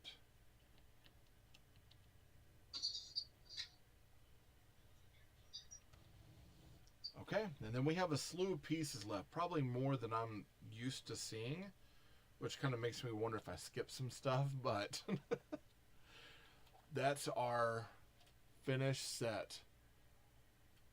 Dude, that looks great. And it has, so you can open this up here, And you can see like the treasure cave in there, and that spins around. Let me pull him out. I'm gonna place him right up here. That spins around so you can spin it to the actual treasure. But then there's the spikes, so that goes back into play there. And here, and that skeleton locks it into place. The tray for the battery pack is over here. And then on the back, you can lift these up, and you can see the treasure cave on the inside. So you've got like a skeleton, a bunch of stuff, and then that brush hides everything in there. And you've got like a spotlight up there. You got the Sequoia. You've got the little camp portion and a fire. It's surprisingly, it's not one that a lot of people I think are talking about, but it's a good build. I mean, it looks great. It's going to be very easy to display. Yeah. I'm trying to, once I get the table set, because I've got to rebuild the shelf where our stuff is. Once I rebuild all of that, I think it's, and I re-put all the stuff out. I've got like a backdrop that's like almost like an old Arizona, like kind of like West Texas sort of plateaus and trees. I have that hanging up, and then I'll have these, and I'll start placing them out. And I'll place this in one part, have the camps and everything, and I'll just kind of have them all hooked up. Might even run USB to all of them, so when I want, I can just turn them all on at once and look at them that way. But I'm quite surprised. It's a pretty decent set. It was one of those that Amazon was selling for cheap at the time. That's like they were trying to get rid of them. And why? Because it's brand new. It hasn't been out for very long. What do you think you got that? How much was that for? So I got it. I had credit, and I got it for. They were selling it for $45, and then they had 10% off. And the 10% redeemed brought it down another, what, I think it was like $41 after tax. So yeah, it was fairly cheap. Fairly cheap, not too bad. I mean, for what we're getting, this thing is what, 1,183 pieces. Oh, here, hold up. I gotta answer this real quick. Hello? Can we go to the, can I stay and go to the mall? Bro, we're not even going to the mall. I know, but can I? Well, I don't know. Here, I'm gonna finish up my live, and then I'm gonna call Mom and see what's going on. Okay. Okay. All right. I'll talk to you later. Let me finish up. Alright, I got a question, Elsa. Yeah. What's up? I was wondering if we could go to the park. It's 3 of us. And, Which?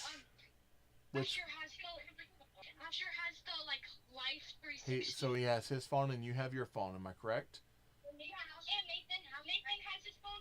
Asher has his pocket knife, and he has and both of them have Life 360. Okay. Well, let me ask you this: which park is it? Is it kind of the one within our neighborhood? It's the one at the school. At the school? Yeah. I'm fine with that. You all be careful, though. Okay. Okay. All right. Bye. Well, bye. Oh my goodness. Did you hear that laugh, everybody? That's all right. So my kid, I'm gonna probably have to get off here in a minute and find out what in the world they are doing, because now I'm like, But yeah, I'm checking over here on this other platform. Looks like we're good. So yeah, that's that Lumibricks set. It's actually really decent. If you get any of the Old West sets, so the Stagecoach is what I started with, and that's a solid build. And then the Old West Gold Mine was a lot of fun. I really enjoyed that. The Stagecoach, Old West Gold Mine. I have the Old West Traveling Circus, which was a lot of fun. The Treasury Stagecoach, the Cowboy Camp, the Sheriff Station, and now the Sequoia. So there's quite a bit of sets to put out. I think from what I've seen, I think my favorite category is steampunk and the cyberpunk stuff. Yeah, the cyberpunk The stuff cyber is stuff beautiful. amazing, especially the way they make it light up. Yeah. The one thing that I had mentioned when I reviewed out the police car, because the police patrol car for the cyberpunk, is I said they could have done the way that they built it was so cool, but just adding like another red bar to put up at the front, adding maybe a couple tiles that had different numbers on it, and then adding different skin tones for the officer, I think would have been perfect, because then you could have switched out and you could have troop build your car. So you could have squad car 1, squad car 2, and you could change out the color bands on the front and even change out the hair or the skin tones of the minifig. So that way you could have had multiple police officers. And I was like, that could have been an easy fix, adding a few more parts that would have made it to where it's like, not only, so now we're not selling one, we're selling multiples of these things. And honestly, I would have had another police cruiser in my city, but I don't want the same minifig that I have from the one that came with it. And so I'm like, well, I could switch out stuff, but then now I'm taking from one set, putting it into another, and other police thing with the Neon City stuff. In time. Yeah. Like I said, I think my only main thing with Lumibricks was I feel like the minifigs just look so, I don't know, they look so goofy to me. Yeah. And that's a lot of people are saying the same thing. As I thought, the fact they don't have anti-studs on the back of the legs, that's a killer for a lot of people. The sets look amazing. It's just like, I don't know, the minifig just doesn't really go with the build to me. They look a little strange. But they look, I mean, the builds are crazy, man. Yeah, the builds are Like, amazing. that looks great for $40-ish, 1,000 pieces. I mean, that's crazy. Yeah. Oh yeah. And that's where they're kind of winning the game on alternative bricks. Is that, you're getting a light kit, you're getting a complete kit with printed parts, and you're getting, they're modular. They work all the way around. There's like a few sets that aren't. So like the Old West Gold Mine is not necessarily modular, but you can still go around the back and you have play features built into it. But you've got all these sets that have these kind of cool features. They're modular. You can drop them into city. A lot of them are plated, so they are already a Mills plate size. And so you can just like Mills plate that directly to the base and build it up that way. And a lot of people are just finding the builds super satisfactory. Are they only online? Like, now that I think about it, I don't think I've ever seen a Lumibricks at a store. Now, yeah, they're only online. So I get them at the Lumibricks site, and then I found them on Amazon, and I think that's pretty much it. I haven't seen them anywhere else. I've never seen them on any of the other marketplace sellers. Maybe that's why they're not as popular yet. Maybe not. But I feel like you lose so much. Maybe they know what they know, but I feel like you lose a lot of money when you throw your stuff in stores. Yep. Yeah. And I could imagine. I think. Are they, where are they based out of? They're not American, right? No, I wanted to say. I'd have to look that up. I can't remember where. You know what? Hold on. I've got a book here, and they usually. Here we go. So about Lumibricks. Welcome to Lumibricks, where imagination meets illumination in the brick world.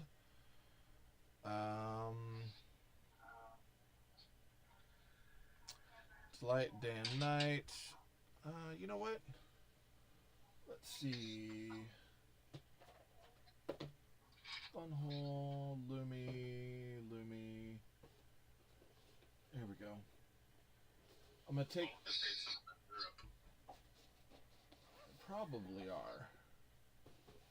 Here we go. I'm gonna take out the hen house here, and I believe the fun hole has the history of it in there. So one of the sets has like the name, like where it came from and all that. They were founded in 2014. Let's see, the first lighting bricks manufacturer.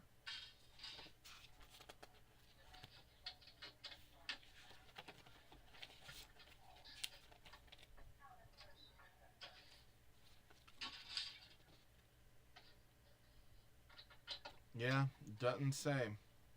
Does not say, but yeah, I think it's out of Europe. I know whenever they do teaser things to show like some of the stuff that's coming out, most of the stuff is all. It looks like it's in kanji, so I believe like they're probably manufacturing out of China, but that means that the designers were somewhere in Europe, and I don't think they're in the Denmark area. I just think they're outside of that, somewhere else in Europe. I guess Lego's not U.S. based either, right? So. No, that's actually out of Denmark, but they are looking at doing some U.S. manufacturing, which would cut down the cost of Legos in the U.S. So that is something that they have been thinking about, and they're like automated factories too. So they might be building some automated factories in the U.S. That'd actually be kind of tight. Interesting, because I mean it's pretty expensive to manufacture in America. Yeah, well, and like I said though, I think it's because of the fact that the sets, or like not the sets, but the factories that they're using are all automated. It's more the idea that it's kind of a one or two people run the factory, and then everything else is done by automation. So you don't have a lot of overhead on it, and so the factories, you tell them what you need, and then they start running, and it's just maintaining the factory and keeping things going. It's just kind of cool. But they haven't done it yet, so I don't know if that's something that they're still thinking about doing or not.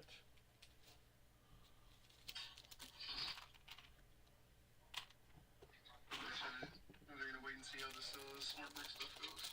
Yeah. And I'm still kind of wondering how that smart brick stuff's gonna go for them. Oh man. People have great reactions to them. So I'm a little interested to see how that goes, because people are very, like they'll change their minds, but I've seen a lot of people be negative about them. Yeah, and out of the gates right now, the negativity is kind of like, you're already it's already feeling buried before it's even launched, and it's like, well, I'm all about. Wrap my mind around the pricing. I just don't. Why is it that much more expensive? That is probably the hardest pill to swallow for what they're doing is the cost. And that's the hardest thing to swallow as far as cost for making it for kids.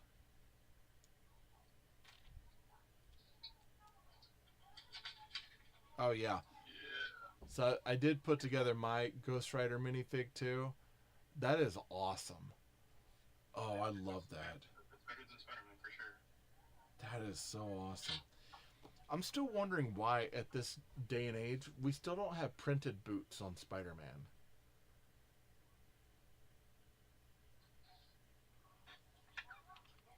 They just do the blue legs and then kind of leave it at that.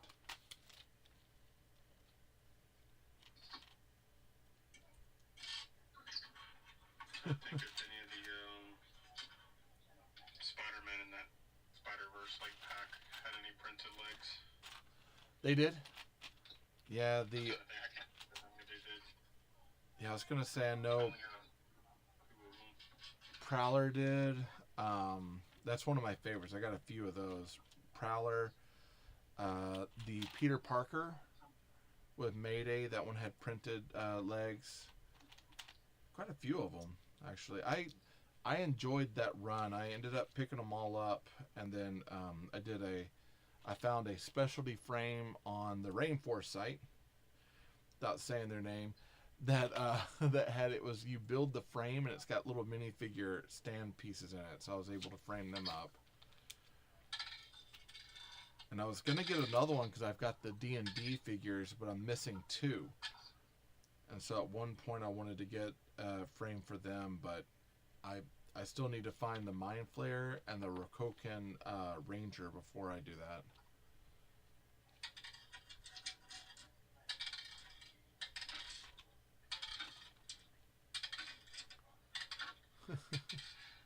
So how's the build going? Ah, cool. All these spin. And it's got the stud shooter. Yeah. Those just gonna become extra parts. I'm not gonna use those stud shooters. That's the flick fire missiles, am I correct, on the top? Yeah. I mean, maybe it looks cool, but that won't be for me. You mean you're not going to sit there and flick fire your missiles at the minifigs?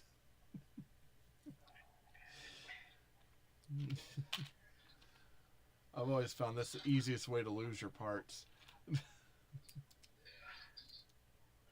so like, I just don't want them to get around somehow, and my cats get a display like that with the minifigs on it. Oh, that's cool. Yeah. Iron Man, pull up Iron Man right in front. Pretty good little set for $9. Yeah. Did you get that at Walmart? Yeah, it was on clearance. Nice. I think it's normally, I want to say it was $19.99, so I think it's $20. Okay. So about 50% off. Pretty good. That's actually really good for Lego. The only set I've ever found that was on clearance is I got this EV sports car that was a 2024 set. I got it last year, actually, in the summer. I was walking through. I always hit up the clearance when I'm there just to kind of look, and they had that car with the charger. It was an open box, and no one had taped it shut. So I was like, well, I'm gonna check this out because they're selling it for $7. And so I went through, I opened the box, and I kind of looked through, and everything was in there. I'm like, I'm totally getting this thing. And it was $7, and I find out like later on down the line that it was no longer available. It's like, yes, score. Something someone returned that they just didn't want. I was like, oh, that's sad for them and good for me. Damn good clearance. What I've been doing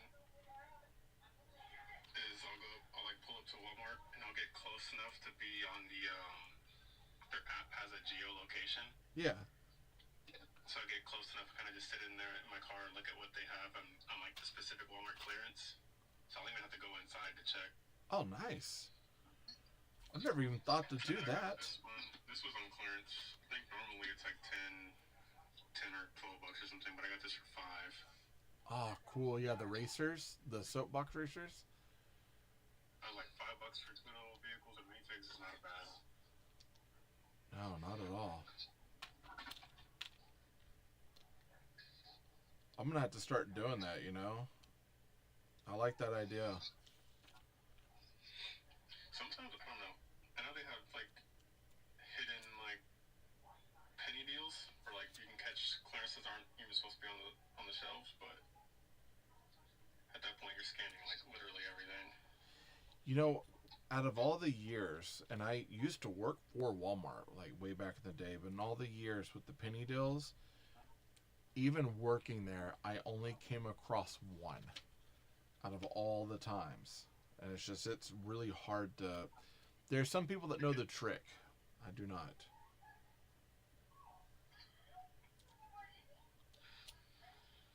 They have good deals that just like come out of nowhere. I mean, the little like skull one. I mean, this was $10. Oh, that's cool. It's brickcraft, but like $10, 563 pieces. I mean, Yeah, you can't go wrong with that at all.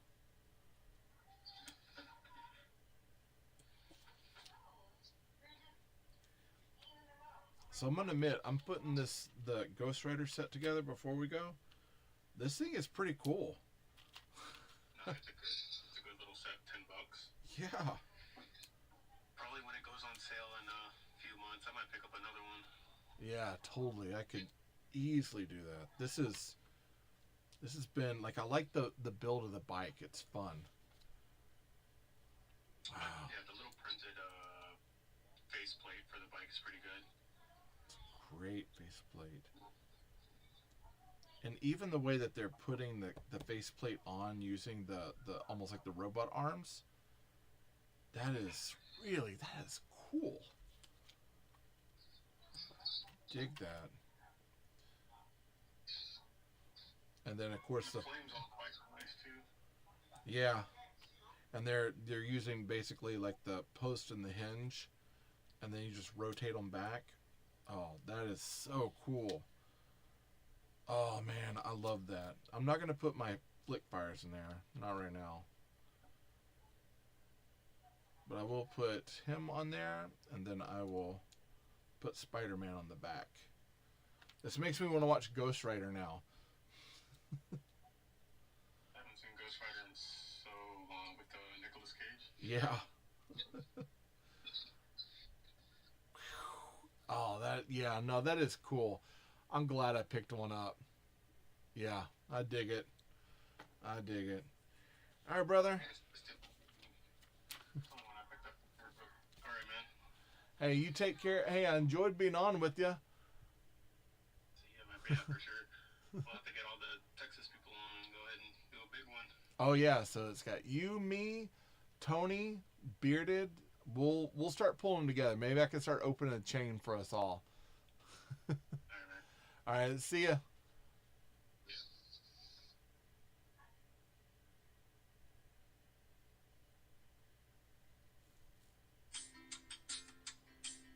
All right, everybody. So that means at this point, I'm going to stop the stream on my end over here as well. Hey, some messages over here on mine. Here, I'm going to close that out. I know I missed some messages over here on mine. Because I know this also records, so if you go back and rewatch this, the gentleman I was talking to, he goes by Low Budget Bricks. He is on TikTok. Definitely give him a follow. Give him a follow. Give him a shout out. Let him know that you got sent over there by me. Definitely follow his channel. He's got some really cool stuff. Another Texas builder, right? So, I thank you all for showing up. I appreciate you all showing up and messaging me. I'm sorry I missed some things. I know Chris was on here and I missed his message. So Chris, I'm so sorry, brother. I love you no matter what. I'm sorry that I missed your message. And I know that review this. I know I missed your message and I'm so sorry I missed that one too. But I appreciate y'all showing up and being here on the show with me. And I thank you all and I love you all. But Jesus loves you more. Nothing you can do about it. There's nothing you can do about it. Good luck with the build.